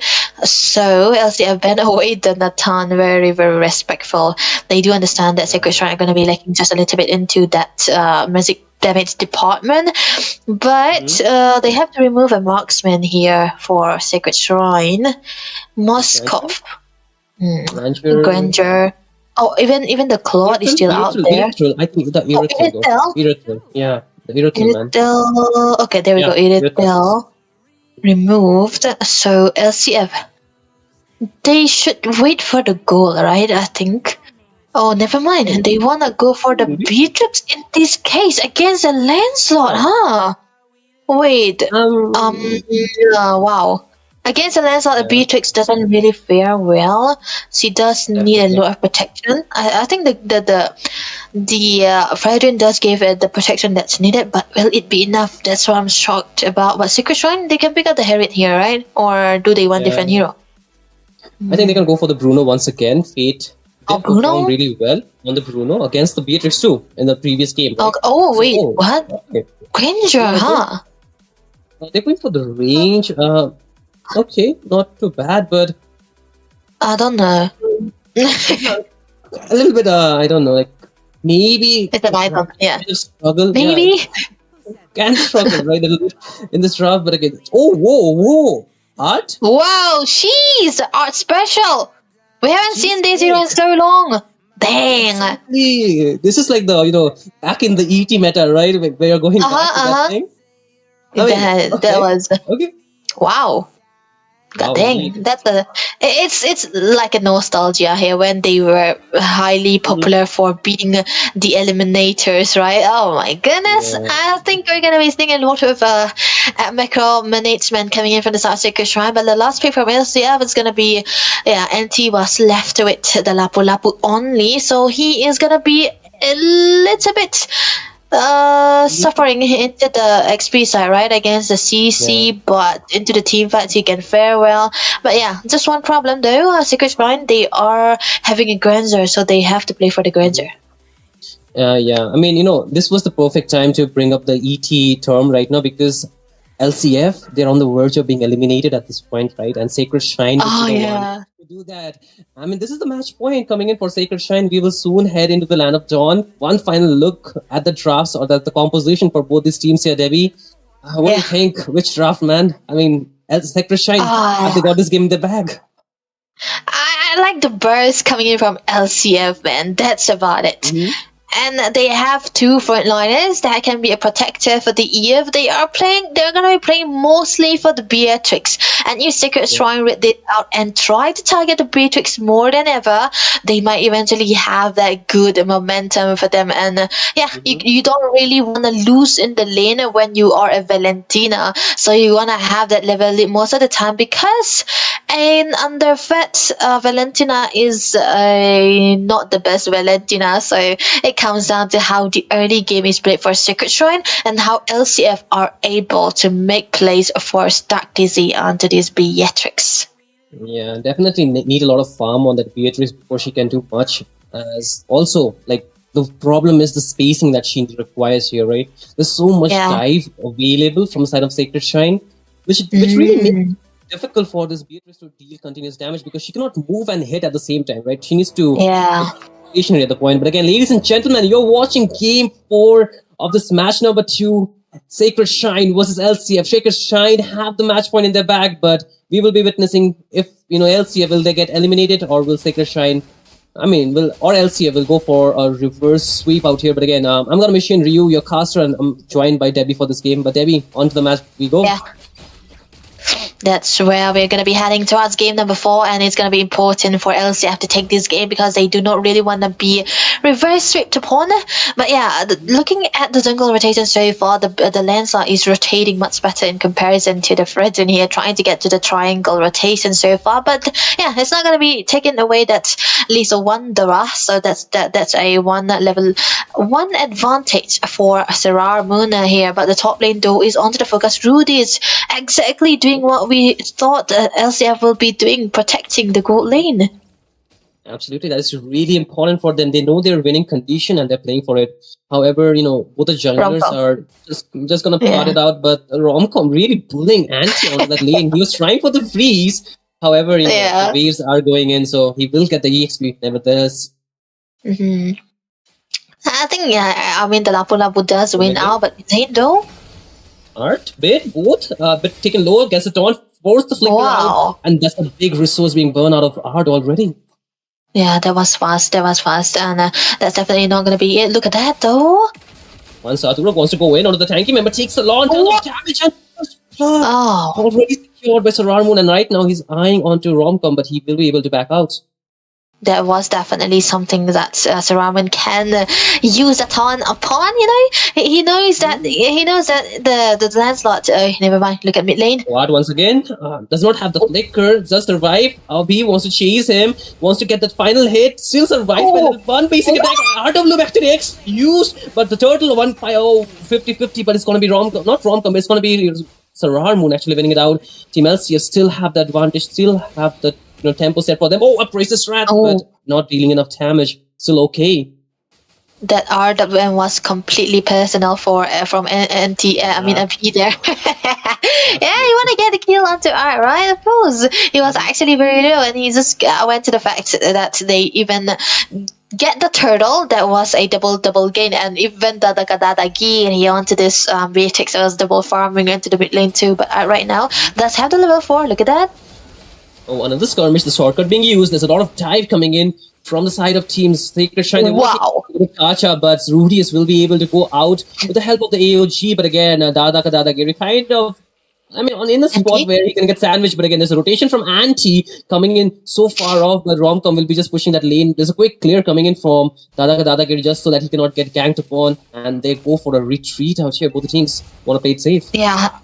I think this is the advantage of having a Beatrix, right? The clearance is so good that you'll be able to get out and not get the pawn, and he is exactly doing what that is supposed to be, and that's definitely going to be giving them the momentum where they want to have that goal lane farmed up and try to play for him. So LCF, they are playing to the theory, and since the start of this game, get the turtle, get the play for your gold lane, don't let him be ganked upon, and try to let him scale up, and this is exactly how they are playing. Sticking to the paper, and I think Sacred Shrine are having a hard time trying to crack that code. But look at that, Rudius though jumping in.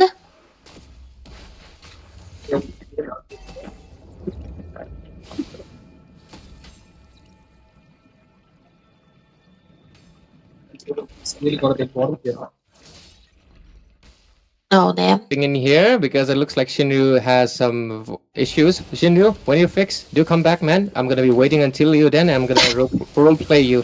So don't worry about it. But AOG pops in onto the top lane. We'll most likely see an engage coming in as well into the hands of course, Sacred Shine. And it looks like the turtle actually goes into the hands of Saramon. RWM placed into, of course, by a copy. But about the copy, you better move out of the way. And they do. But Anti going for the flicker engage onto the bid, but is he a little bit too deep in because it looks like the side of Chip is also coming in as well. Art might get choked down here, and he will immediately, and with it, looks like gonna get taken down. A lot of the members are also taking the damage from the Eve and will most likely go back. Shin, are you back with me, man? Yes, man, I'm here finally, and thanks for covering up here. But again, Debbie, back to you. Yeah, that was definitely a very good start for that side, but look at that, Grudia taken down, and there might be something more. Dada wants to double kill for feed already, and there's the Sarar Moon coming in, but a little late, right? Dada could have survived if he was on time, but no luck for him right now.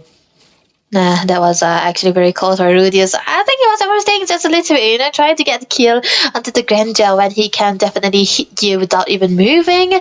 Yeah, that was it. But then again, Satoru just trying to get a farm up, trying to catch up to the goal that he have lost out into the early stages where he fell down, and he might eventually be able to do so. So that's a little bit of a tankiness onto the hands of Bit right now with the tough boots that he built out with the very one Torb. Shortcut committed already, right? There is the kill already onto the other. He does not have the flicker, right? And there's a Sarar Moon wants to go in, but bottle in the turret will be pushed right now. Sacred Shrine on with the run. He uses the conceal to run away too. Bid wants to give the peeling for his team, but okay, he spots him out, deals a ton of damage onto him, but they will be a-okay for now. However, I think LCF, despite losing Dada, they actually were able to push the turret down bot. Yeah, down bot is going to be the compensation for that goal in that they lose. Like, now look at the ton! RWM used, Bid gets taken down, Rudy's with the kill, and right now they're chasing out. He does not have a way out, can he? Gets escape, he does use the flicker too, and he will be able to walk out with his life, but the mid laner not so lucky. The turtle too will be up in a few seconds. Yeah, the turtle is already going to be up, and this is definitely going to be a gain for LCF right now. They have that ways to try to get this turtle, and even eventually have the goal lead that they were trying to get so much since the start of this game, and that's definitely going to be giving them 2k, 3k in total if they play their cards right. But mid lane side, Satoru trying to get something out of this, but it's not going to be enough. But yeah, all objective eventually falling into the hands of LCF. But the good thing is, Secret Shrine, they also have a turret up down below. Yeah, one more good thing about this game for Sacred Shrine is the kills. They're all on Fate, right? He could be that late game insurance that they can go for. But again, position Definitely. from Art, he wants to kill a gank once again, but he does not have the flicker yet. Debbie. Yeah, that's what he have to wake about. But the thing is, War X already onto the hands of the CC, which means that he will be able to deal out the true damage. But that's gonna be a sandwich happening here. Dadakadadagiri will be able to get that one turret, and Art still unmoving here. He's just staying out there trying to get a perfect engage flicker. Oh, conceal along with the shortcut play onto he gets taken down once through with the kill. AOG comes in too. But oh, there's a reverse AOG from Bid. He wants to go for one Satoru. He wants to go in on to Sararmun. He's really low, but Sararmun will take down Art before he gets taken down into the hands of Bid right now. LCF, they're on to the hunt, but they also can be hunted at this point. Fade really good with the positioning, gets down Rudius. 4 members down for the side of Team LCF. Can he survive? No, cannot. And Bid gets the kill, and they bite them to dust. Yeah, that was definitely a good team fight coming up on Secret Shrine. What a good engage from Art, debating out the flicker and eventually getting those kills on this. And they lose out 2 members, but they gain with an unofficial wiped out. That's gonna be their comeback that they have to look for. Looking at the goal lead, they have minimized it so much that it's already equal, and they have a little bit of 100 goal lead right there. Just one fight, Shinru, and 3k goal lead already gone all into the hands of Circuit Shrine. Yeah, and that was just the switch, flipped, right? For the side of Sacred Shrine. He just needed that gank for them to come back. But again, Art, of course, on his flicker, he does have the shortcut, but the Lord is up. Okay, so Rarmoon forces out a little bit of, fight out near the turtle pit, but I don't think so. Neither of the team would want to go for the contest, but mid lane Fade, and it's takes a lot of damage. Oh no, Ruiz goes for the final hit, and he gets taken down. They want to wait for this. Okay, Art, can you, what just happened? He gets taunted and Art of M2, and a bit of overkill, but still required for LCF to take down this Lord. What a good initiation coming out for Sararwan. I would say he knows that there's not going to be another member that was right there when he tried to get an engage, and that was perfectly on point as well. So what turns out to be a secret strike? Oh, hey, Sararwan! No. It's fine. It's fine. It's fine. It's not going to do anything about that. Oh, okay. There we go. They're making me shocked, man. One trying to go for those steal. Nah, man. Sararwan, he doesn't want that. Crazy, man. Yeah, it would have been his own kairi moment, right? But yeah, that's not gonna happen when there is Ramon into your other side. This young guy, he's so good on the retribution. Hey, Debbie, it's too early to rule that out. Okay, it's too early to rule that out. He can pull that off. Okay, but mid lane is not gonna stand anymore. Else, if they want to push with the Lord. I mean, they can push it to the Lord, but yeah, they can literally take out. Wait, never mind, Torn. Okay, that's the import. Yeah. He can be Kairi, but he gets imported this time, though. But again, the taunt onto Art this time. He does have the flicker along with the shortcut, but it seems like, Team Sacred Shrine, they want to just clear the lane. They do not want to take any part in this fight. They already have a member down, and defense is what they're looking for. Stararmo praises Rat right in the faces, and Bits is, chunked down to 30% HP. Mid lane second tier turret falls too. Lord still marching. LCF, they have the siege here. Yeah, they do have the seeds, but the Holy Blessing will be removed into the mid-side. Oh my goodness, man! Careful right there. He's so low, was just trying to get something out of this. He does have a little bit of a damage, but here it taunt. What? Oh, one Satoru once again, back to back, twice in a row. Yeah, twice in a row. Okay. Oh! Okay, there's a flick up, the shortcut too from Art, and they want to go in, but it seems like Sacred Shrine, they got caught up in the RW, and 3 flickers out already. They're still trying to survive, but Art gets caught up. There's the AOG popped up too by Rudius, and right now, LCF, they are, they just waiting. They were waiting for that moment, for that mistake to be happening, but again, what? He goes to in. There's a stolen AOG, does not connect, but again, Anti still has the bravest fighter. Oh, Robcom! Damage coming out from this Beatrix is massive here. Debbie is massive, right? Team LCF, they still have the siege, but okay, they are backing off. They're playing the discipline route. They do not want to force their way in. There was a bit of an overzealousness coming out from Rudius. I would say I do understand where he was trying to get something out of this, just trying to zone them away and get a set for his team. But unfortunately for them, he's going to be taken down. But if you focus onto the items right here, fleeting time onto the hands of Art, it's just trying to get a lot of shortcuts here. But unfortunately, when you are not tanky enough onto the chip, which is not a seriously tanky hero, so you get taken down most of the time, and fleeting time kind of became an useless item. But you talked about the damage on Beatrix, right? There we go. He got the BOD, and he's still trying to go for the Sea Halberd, which are two main items that you can build out onto the Beatrix and get the damage dealt upon your opponent's side most of the time. Even with the granite, right? He is able to get those. Debbie, surprisingly enough, Fate is actually leading in terms of gold here. Yeah, he does. Bot is not going to be stopped on the side of Team LCF, right? They're going to take it down, but two men pushing down bot. Art is there along with Fate. Will they be able to go in? Okay, Fate. The recall get cancelled out. He gets spotted out. Team LCF, they're finally making the move. AOG used. Fate gets a bit cut off from his team, but there's still Art with the shortcut. But Fate takes a lot of damage. There comes the rest of the troop from the side of Team LCF, and this is the end of line for this for the goal laner for the side of Team Sacred Shrine and Art 2. This is the wrong timing. The Lord is still marching down mid. Yeah. Team LCF, they have the siege. The Lord does get cleared out, but the waves here, Debbie, can they clear it? Yeah. They might be able to, if none of them falls right now. Van Satoru does have the clearance with the Lancelot, but look at the torrent. Oh, there it comes the engage from the side of Team LCF. They want to go for the end here. They put down the RWM2. AOG comes in from bed. Oh! Too much of a bad move because he gets taken down, and right now, Van Satoru 2 falls, and the base, most importantly, gets taken down. Team LCF, they're still in this. They are still in this, definitely. Oh my goodness. LCF, with the equalization, they do not want to back down. They want to have that last breathing moment. We are going to be dragged to the last game soon. It's going to be match point for both of them. Look at the MVP, Sararman. Yeah. He can work with anything, this guy. And anti onto this Lapu Lapu as well. But yeah, I think it was a good game, well played by the side of Sacred Shrine mostly. But the clapback, the response coming in from the side of LCF most of the time has always been on point. They have fed Beatrix onto their side. They always look for compensation all across the map. They lose one, they get one. They give away one, they get two. Again, that's just all over.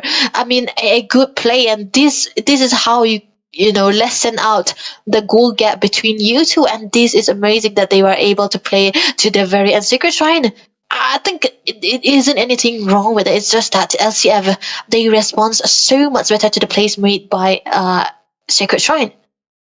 Yeah, I mean, I would say there was a point where Sacred Shrine were indeed, in terms of the economy as well as the way they were playing the game, the tempo was definitely being dictated by them in the middle of the game. But like mentioned, the response here, right, Debbie? And we were so, we had a huge speculation about this chip fake from Art, but it didn't work out in the end, right? Sacred Shrine could not make most out of this pick, though. Yeah, that was it, man. That was it. That was how you play the game. Yeah, I do understand that he wants to go back to some of a nostalgia pick here, of course. But there wasn't a combination that can come through with that too, right? Because they do not really have any stop burst onto the Valentina. It's Valentina, and of course, into the early stages of this game, they struggled out just a little bit. And when you struggle on a Valentina, you cannot really have a comeback. But yeah, I think I take back the way I was like, full on questioning why the Fredden pick would have been good against the Lancelot, because it was good. Sorry, man. It's okay. But the thing is, it's true that Sararman really played that hero well. The taunts were all on point every time Lancelot wanted to go in. He gets taunted, and there was nothing much you can do after he gets the taunt, because there was continuous DPS from Abhi, the damage from Dada, and even Anti. I think he did a lot of damage. I mean, if not the damage, like he was there at least with enough damage to sustain those team fights, right? That was required for Team LCF a lot more in this team fights. Whereas I would say CC is one of those heroes you can deal more damage than sustain. Right? You are just shredding those frontliners a lot more. Then you can go for the then you can go for the backline. But again, we were a bit skeptical about the grandeur pick, and we saw the reason why, right? The Yeah. problem is the positioning too. So again, 2-2 score. It comes down all to this one game here, Debbie. Both the Yeah. teams. 2-2. This I is think exciting, man. This is exciting. I think Sinu. I think Justin was actually predicting the future, right? When he put LCF2. And yeah, this time it's also gonna be not gonna be 2-1. Okay, it's gonna be 2-2 again. So we Whoa, will see. he's fast. Wait. He's fast. He's fast. Yeah, he's Definitely fast. There we go. No. It's me. I was saying it, and it's a magic I'm doing. It's your Yeah. magic, yeah. I was. You just put your magic wand on. But then, It worked. 2-2. We wanted a best of 5. Here we have Debbie. There we I think go. everybody wanted a game 5, right? LCF, but still not out of it. Sacred Shrine 2 have a very clear chance onto that final where Crux Requiem are waiting for them. So which team is gonna be will be the question. And Debbie, most important, this draft is gonna set the matchup, right? The composition is gonna be really important. The draft, man, the draft. A scary part for game number 5 is either you want to pick out the comfort, or you want to play the heroes that you know is meta, right? So either can go through. So it's still gonna be there. So we'll have to see. We'll have to see what the bands are gonna be going through, because this is gonna be where the mic games comes in. The Einsteins of this esports team is gonna be coming through, and I think, I mean. Yeah, they're waiting so long for the bands, though. I was waiting for it actually. I was banking on something of a CC about or a Juice. Okay, there we go, Jushin. Ban away. Yeah. Sacred Shrine. What could they take away? I know one person is very sad right now, but hey, Ray is still okay. There are more heroes to play. Okay, man. Okay. Yeah. It's okay, man. But again, this time you saw, right? LCF really took a lot of time to think which heroes they want to ban. So I think, they're really thinking this through.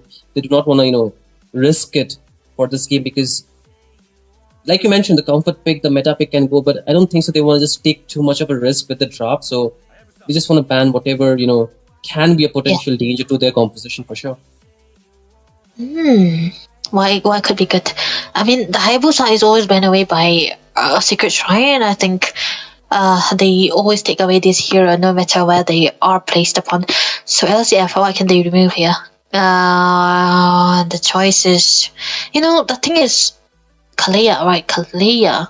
Again, they can narrow down the choices for art, like they did into the fourth game, and force him to pick an unorthodox hero again. So they can do that. So LCF. Can.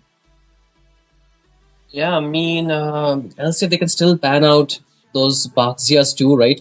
The Baxia can be a problem if they are not picking it for themselves. Yeah, the ban comes through. I think a lot of the times LCF do like to keep an option for their jungler open, whether they want to go for those assassins or whether they want to go for this utility, right? I think that's a very flexible draft that they can go for. Anytime they can switch it up, and it makes sense for their for their composition.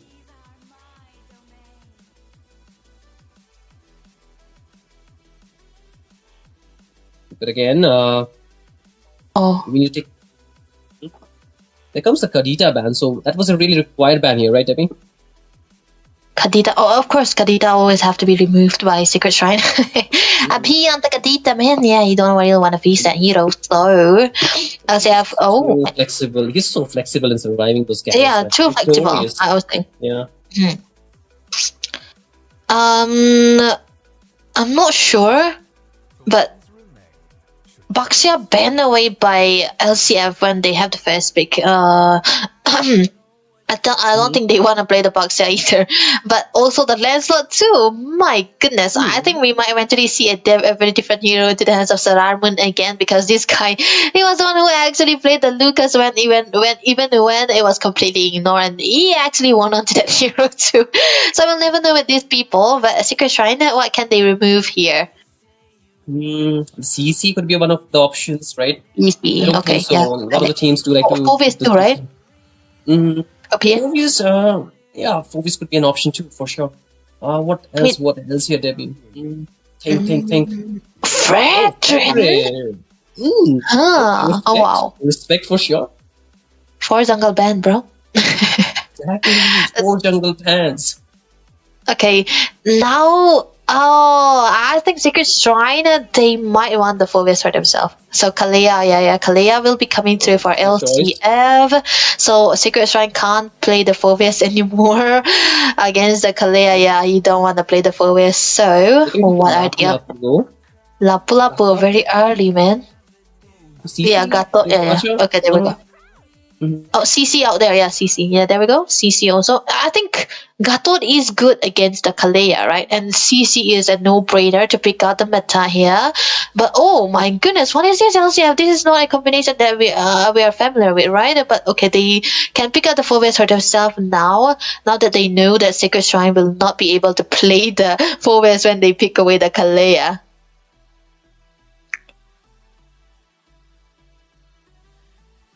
What are the options?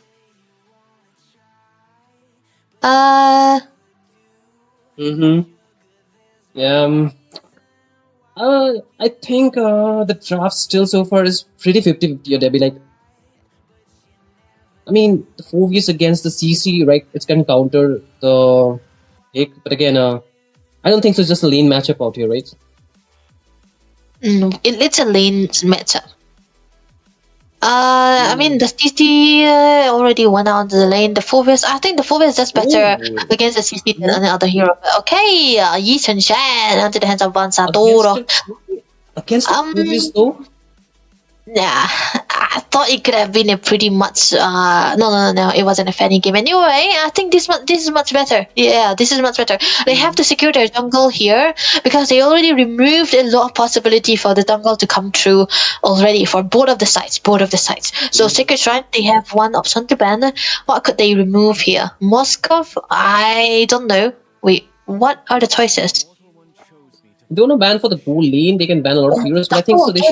They should just chunk down the jungle a little bit more here, right? The jungle would be really important. I think one more hero, okay, Nathan though, again, still being banned, right? Respected.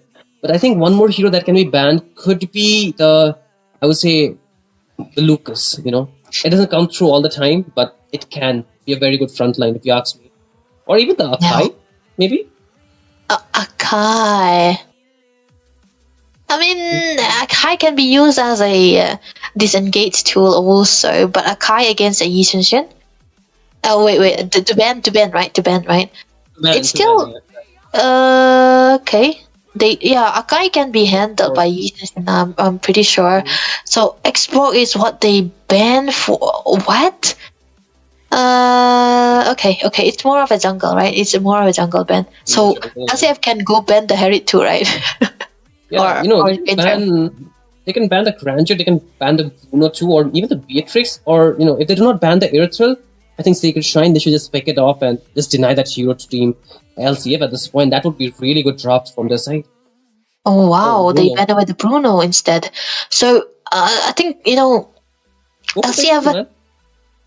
Airtel is also being a good choice here, but LCF have the ways to...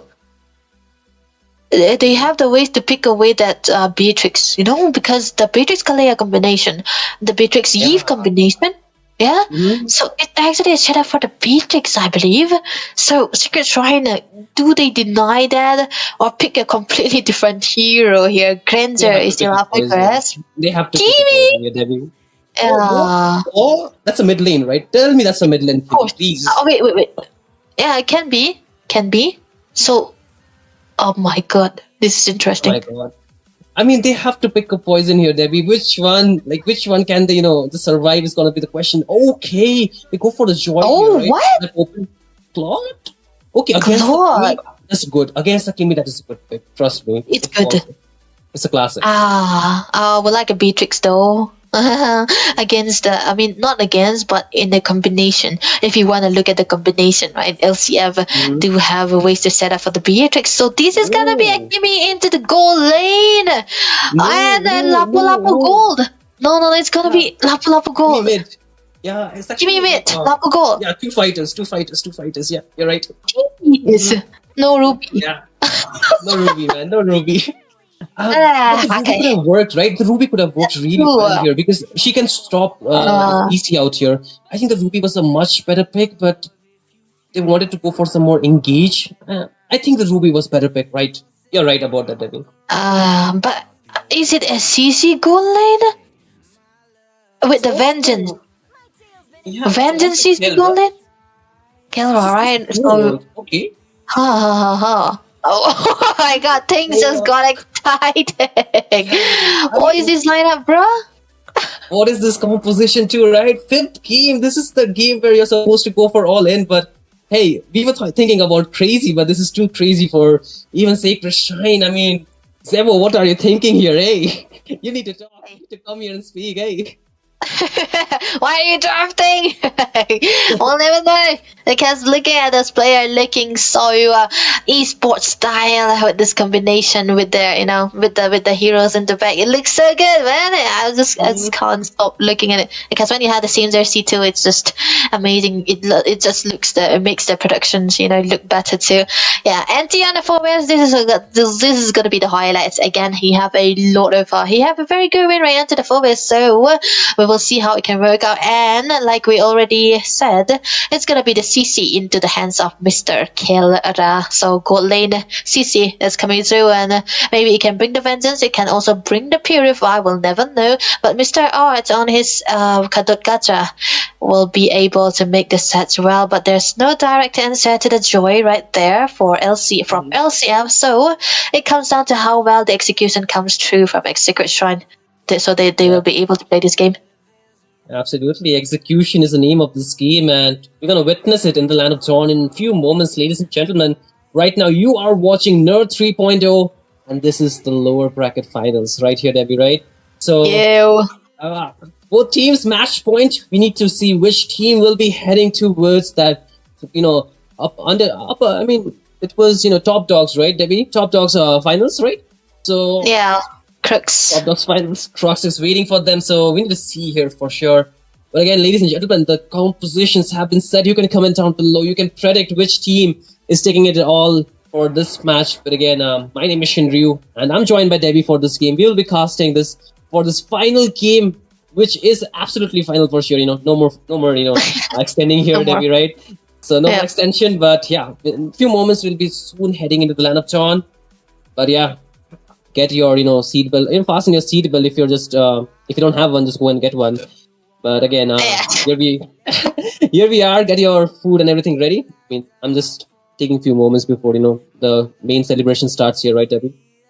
Yeah, at least the racer is going to be starting. But yeah, you know what? I think I'm going to have to say that we will have to wait a little bit longer here because we're going to see those hands-on-looking players, right? It's a candy for your eyes, guys. Just keep watching and see what they're going to be, bringing out to the table. It's not just the skills that matter. You got to see their faces too. So there we are. We're going to take a moment to try to see their faces and respect it too. But you know what? I'm going to have to take a break. Because now that the Jushin is banned away, I think somebody needs to take his vengeance out, right? Yeah, somebody needs to need a break. Yeah. In place of Jushin. In place of Jushin. We just need some Jushin energy in this game, even though Jushin is not here. So, yeah, Mr. Jushin, are you here? Mr. Jushin International, are you here? Of course. Say my name and I'm summoned. You can say Shazam and he can come in, right? If he says Jushin, I'll come in any second. That sounds horribly wrong, and I will never repeat that again. That is very wrong. But yeah, you get my point. But looks like I think we're stuck in a loading screen because, as you all know, obviously we all have had this experience. Sometimes the loading screen crashes, and obviously then you have to restart your game, and then it comes back, and then it gets stuck on that 91%. I think that's what's happening. I feel like that's my guess. And I think until then we're just gonna be looking at these players and admiring their beautiful faces. And the side of Second Shine, all black, just like my... Okay, never mind. Yeah. You know what? I really love the smile from Rudius. He looks an earnest man, yeah. Right? Sorry. He looks happy. Rudius, yeah. He looks happy because it's his happy birthday. How can we not wish him, man? Happy birthday, Rudius. Yeah, happy birthday to you, mate. Happy birthday, Mr. Rudius. Honestly, it feels bad, but yeah, happy birthday, boy. I hope he can get a good gift. And maybe this win can be, or hey, if Second Shine, if they're feeling merciless and cruel tonight, they might be the one giving him a gift in this form of loss, which would be kind of really rude. Hey, where's your politeness? But yeah, anyways, jokes aside, of course, ladies and gentlemen, do not worry. Just like when sometimes your game crashes, it just technical crash. This is from developer side, okay? And we're gonna be getting back to the game till then. Until then, at least I'm here for the final game. I'm always here for the final shot.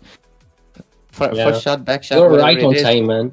You're right on time, man. I'm always on time. I always come on time. Jesus Christ! But anyways, you know what, Ray?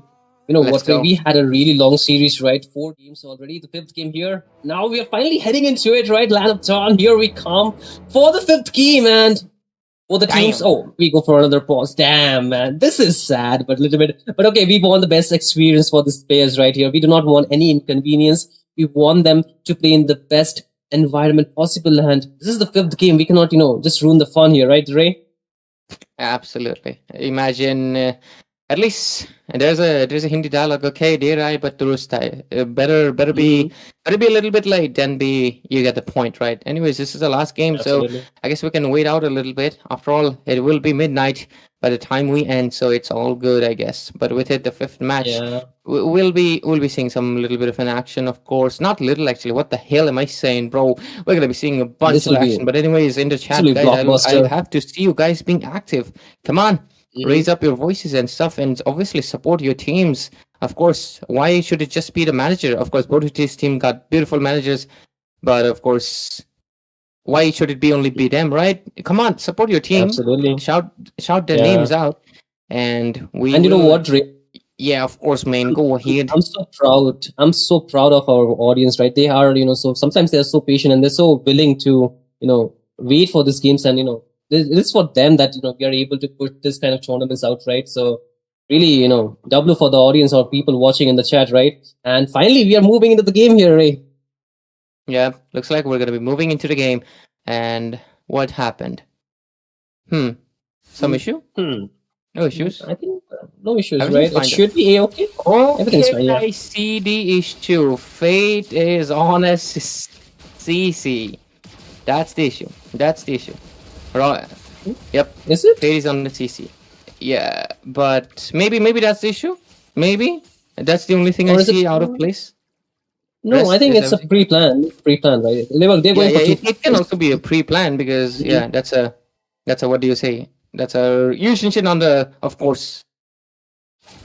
You get jungle, right? But anyways, ladies and gentlemen, this is the last game, and we're going to be diving in, of course, and we will see what's going to happen. And with that, we're already in the Land of Dawn, and we're seeing the Golden getting a lot of pressure. Dadagiri, he's the one actually suffering from the Dadagiri of the side of Sacred Shrine.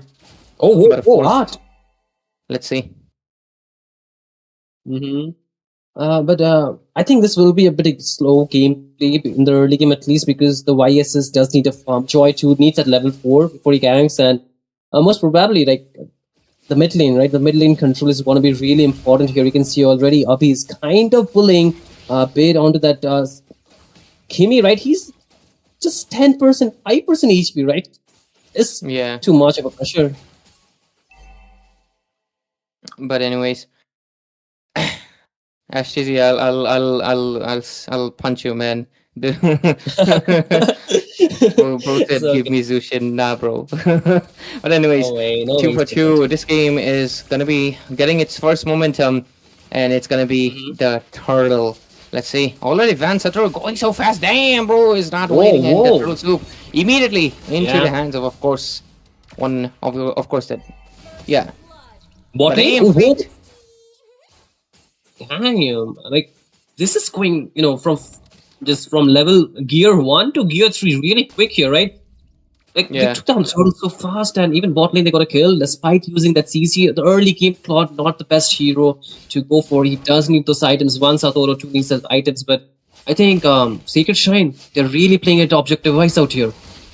Absolutely, and for now, at least 0 for 1.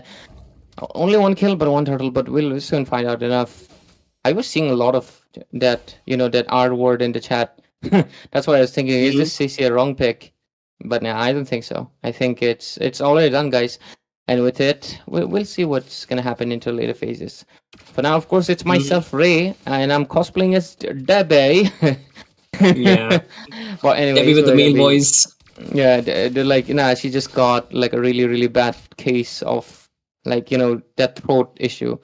Yeah, bad throat. Yeah. She got a really bad issue Whoa. throat. I got a really bad issue throat. So I'm Debbie, guys, and I'm gonna be Yeah. casting with, of course, Shinryu. Jokes aside, though, let's see. So far, Flash both of burst? these teams haven't clashed yet. They're actually waiting Yeah. because after all, 5th game, man. They're not risking it, right? They want to take their time. They want to wait for the perfect engage, maybe 5-on-5 for both these teams. The next turtle could be that, the shift that this game needs for that first fight. However, everyone in this game is trying to play as safe as they could, and especially for one Satoru, he does require those farm, right? And once he gets those items, he can scale really well, and I feel that's where the damage will come through. But again, this YS's pick has not really been working too much in the MPLs too, and he takes a bit of damage, but he should be okay. The turtle will be up, both the teams trying to get the control. There's a taunt here onto Rudius, but he should be okay. Turtles up. Turtles up, soups up. Let's see who gets it for themselves. And he doesn't really have any concrete CC. Looks like the engage is going to be up. Romcom goes into the backline, but is it going to be enough? Look at that. Oh, a B barely scraping it off, and he will survive it. And with it on the other side of the map as well. And he just buying out so much of a heavy time. But look at that. Rudy is trying to go in. Now Romcom might go in for the RWM. And might just taking down AOG does come in. And he will fall, and so does Romcom as well. But look at that. And he will also get taken out. And with it, 2-4 score. And this turtle soup is going to be 100% into the hands of course, none other than the side of Sacred Shine. But Joy, does he want to go for that steal? Oh my god. Nah, he does not. Close indeed, right, for the teams. Ramon! Oh, Fate! Did not rotate back to his lane. He waited out there to take down that kill, but because of that, you can see Dada got so much free gold down board, right? And I think he pretty much was able to get back the gold he lost due to the lane freezing. But once again, there is a rotation coming in, but Dada should be okay with the BMI. He's pretty much, can escape those sticky situations. When the first time I heard the word BMI, I was like, why are they saying that another game's name, that Battle Royale game? Then I realized, it's the Battle Mirror image. Yeah, for a second I almost sometimes forget, but Claude, I don't think surviving bot. Oh my god, that Purify. That's, oh no! What just happened? A Sacred Shine happened. The shrine is shining right now, and NT just want to save the Grace, of course, want to save the turret at any cost. Does come the RWM as well, but look at that, Shinryu want to take it over from here. Yeah, absolutely. There goes Romcom, and he takes him down, but again, team LCF, they are kind of low on HP. There's two members top lane, 1v1 going on, but Anti takes a bit of more damage. He does not have the Vengeance anymore. Sacred Shrine, they're finally backing off from the team fight. Top lane too, right? That was a really good 1v1, and Sarar Moon definitely had the edge out of it, and because of that, he should be able to push that lane, despite getting the turret down board. But he just my god, arrowed down. I would say, like, he's with an arrow and a sword. I don't know which one did he get, but he got taken down for sure. He also got a bow, man. You gotta remember that. Oh yeah, you said arrow. My dumb I forgot. He got a bow and arrow, and of course a sword. And looks like Kimi might be in trouble over here, but no, he does get out of there. Lapu really after a blazing duet. Ain't gonna do anything, but Lapu will pay the price, and he gets taken down. Yeah. And top lane, amidst all that chaos, Juan Satoru is really focused on this objective. He's pushing right now again. There's a concealed play coming in. Nanti wants to go in. There is Rudius available too, but it takes more damage than he can sustain. But again, there's a curtain call. Rudius gets taken down in the hands of Fate. And this just opens up the turtle completely free for Sacred Shine. And they're on to take it.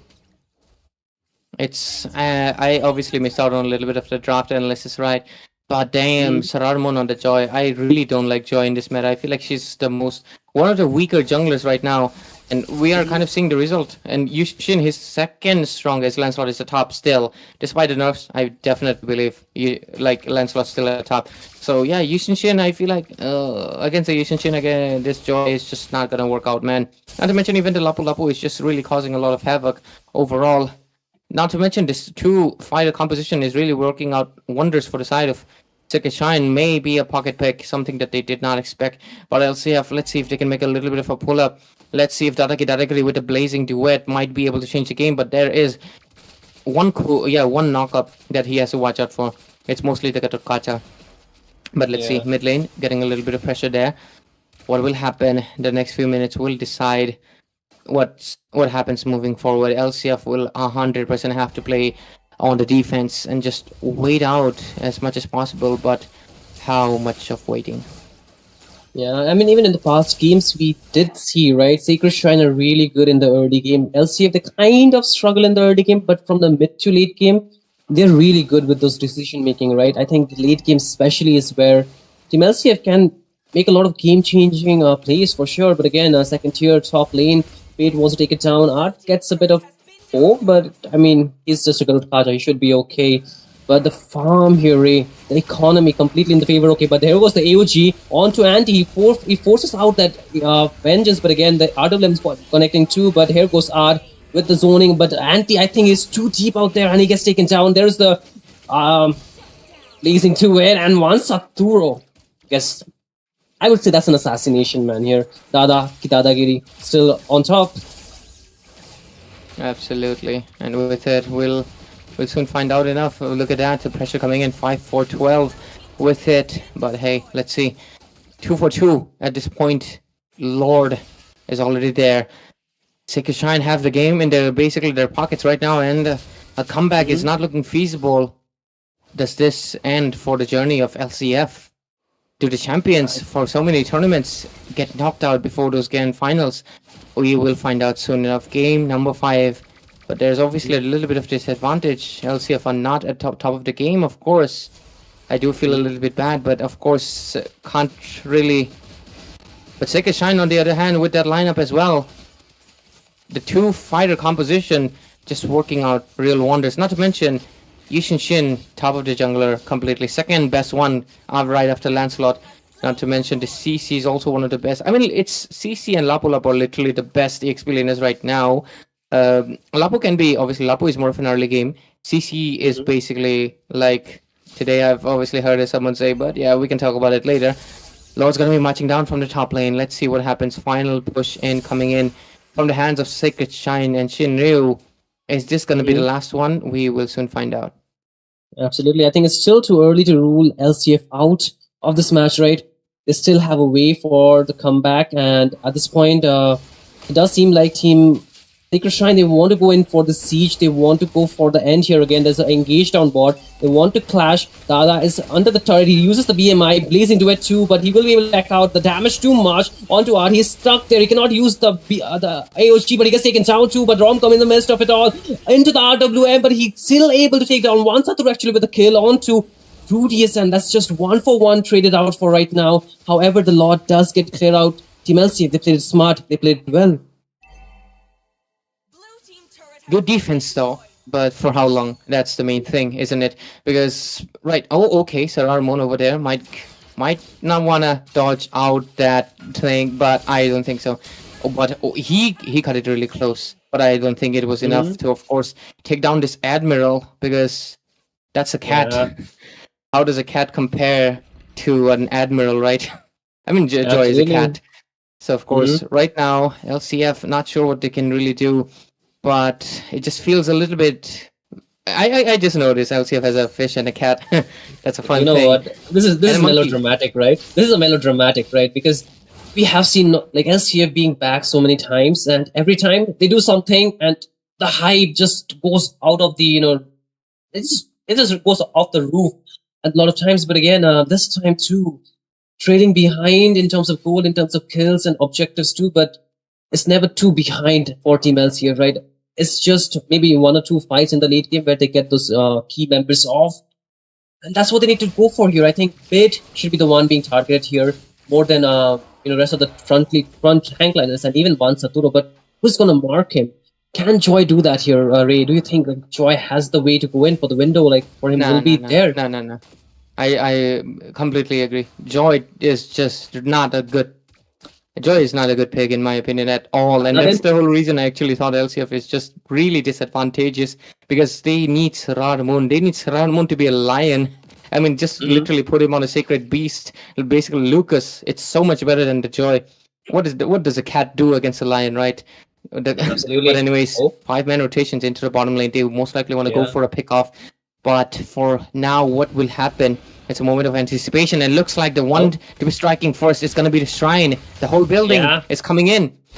They're going in. Anti gets the taunt, but he should be walking out. But there goes the backline. Romka wants to go in, but he gets the tsunami slam, and right away AOG falls in. Anti-Massive, they're on the back, but it seems like Romka will be the one being taken down. But Armoon gets straight off. Art gets fallen, and backline Arudius fall. But top lane Fade is pushing. They do not want Team LCF to go back. Triple kill for one. Satoru and Team LCF. They lost 3 members, and at this point, 2 down for Team Sacred Shrine. And it looks like this could be the end. There is no front line available for Team LCF. They're knocking in the doors of Team LCF. Dada is out there, but they should be able to clear out the minions. The Lord is up. And Team Sacred Shrine, they're taking the disciplined route. They want to go for the Lord here. They do not want to risk it for the biscuit here, Ray. This is not knocking, this is banging on their walls to let the Shrine come in. The whole door, basically, because if you're talking about a door, that's the Shrine, homie, and the Shrine is not going to be getting inside through a door. They're going to have to break a wall, and that's what Sacred Shrine is about to do. This Kimi, just such a nuisance for LCF right now, because that team fight could have been won if it wasn't for the damage that came from the hands of Bid. And that basically created the opening for Van to get those kills. And right now, this might just be the final push in, because only one inhibitor and it's not going to be mattering, because the Lord's going to be marching down from the mid lane. Does the funds end here? Does Laxmi quit tonight? The graces, because look at the conceal is coming in. And Sacred Shrine might be a little bit more sacred after they get the win. Look at that. Whoa. Dada gets taken down. Once Saturo with the assassination. It seems like this might be the end of road for Team LCF, because Sacred Shrine's bell will be ringing in the halls of this Nerd 3.0 as they storm through the grand finals of the top dog here, Ray. This is such a huge upset the side of LCF and all their fans, because we just saw their journey and tonight in the hands of a Shrine, a sacred place that became a little bit too unsacred for, of course, LCF. And at this point, it feels saddened, but at the same time, Sacred Shrine, congrats to them for, of course, moving towards the top dog grand finals. They're going to be the team that will face Crux Requiem, looking for another chance of redemption, right? They're going to be that team looking for, of course, that comeback and revenge. And they're going to be the team that will get the chance and might be the last laugh at tomorrow's grand finals, ladies and gentlemen, at Nerd Season 3.0. Because LCF, unfortunately, despite pushing it to the 5th game, at the end, just like you've mentioned, the Shrine was a little bit too heavy. It was a whole building, and if you know LCF, it's, well, from the movie, of course, it just it was a temporary building, because, the Shrine stands tall, and unfortunately, LCF's journey on Wadrums, on Nerd 3.0 for this season ends here. Really a huge upset. They're a team that has won many championships lately, and this is going to be one of their this is just going to be a little bit of a, I would say, pothole, I guess, in their journey. They will stumble, but being LCF, they will climb back. And I'm looking forward to, of course, for them to get back those funds, man, because I'm just trying to get on their name, trying to get back those funds and those prize pools. And I'm looking forward to them in those future tournaments, and of course in more tournaments that Wardrum will be hosting. But Sacred Shrine, they're the champions of tonight, and they'll have to fight out with the champion that is still waiting for them. For the final one, the grand finals for the top dogs will be decided tomorrow. Sacred Shrine reigns atop of everything, and nothing is stopping them. Even at midnight, they have gotten it.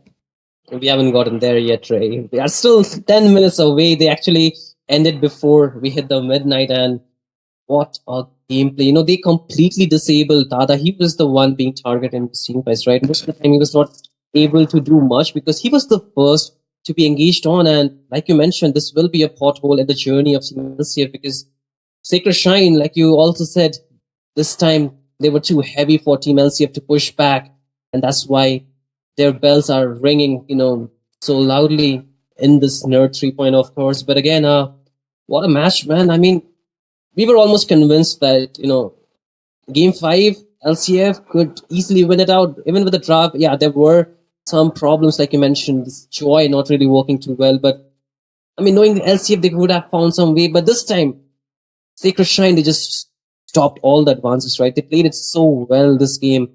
And I would say a lot of this definitely goes to one Satoru too. And alongside that bid, able to go for the mid lane. And I mean, the entire lineup here, right, Ray?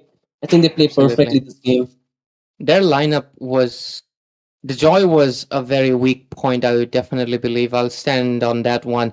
And the second thing is this composition of picking up the two best fighters, like Lapu Lapu and Phobius, they go hand to hand. So they brought in a new one into the equation. It was the CC, the top contender for the XP lane, and using her as a gold laner. I literally earlier today on a different casting, I said like, CC looks more like a gold laner to me than a fighter. I mean, when you think of a fighter, Hilda suits that, right? Lapu Lapu suits that, Phovis suits that. Like, that's what you imagine when you think of a fighter. But CC, she screams more like a marksman. And yeah, I think Sacred Shine was able to hear it, even through the loud bells that they have rung into the house of course, LCF, as this shrine is going to be opening the gates of tomorrow's grand finals. And it's going to be an exciting one. Of course, congrats to Romcom, Bid, and Art, and everyone, of course, for getting it to the grand finals. And LCF, thank you for coming in, Nerd 3.0, of course, singing in for an invitation and being such a professional team, giving us such a great experience, and of course, giving us such great games, because we've had their matches against IGN, we've had their matches against other teams as well, and all of them have been amazing. Thank you, LCF. Your journey has been amazing, and we're looking more forward to the future ones, and we'll be obviously standing by you guys, and of course, ready to cast anytime. And of course, Sacred Shine, your journey hasn't ended. Tomorrow, there's the final stretch. It's the difference between first and the second. Either way, you are a winner, but because you do kind of win you do get a share of prize pool, but the real winner is, of course, the one with the number one, the one who will win the 50,000 rupees cash prize. And that is a massive one. So, ladies and gentlemen, tomorrow's the main day, Sunday, at the end of the month, 31st of August. Make sure you tune in on Wardroom Games Northeast Underdog Tournament. And obviously, we'll be there to cast and witness Crux Requiem. Would the Requiem be a little bit stronger, or the Shrine will stand atop? We'll find out tomorrow. So make sure you stay tuned for that. But with it, it's midnight already. Good night, ladies and gentlemen, and we'll see you guys tomorrow at the Grand Finals.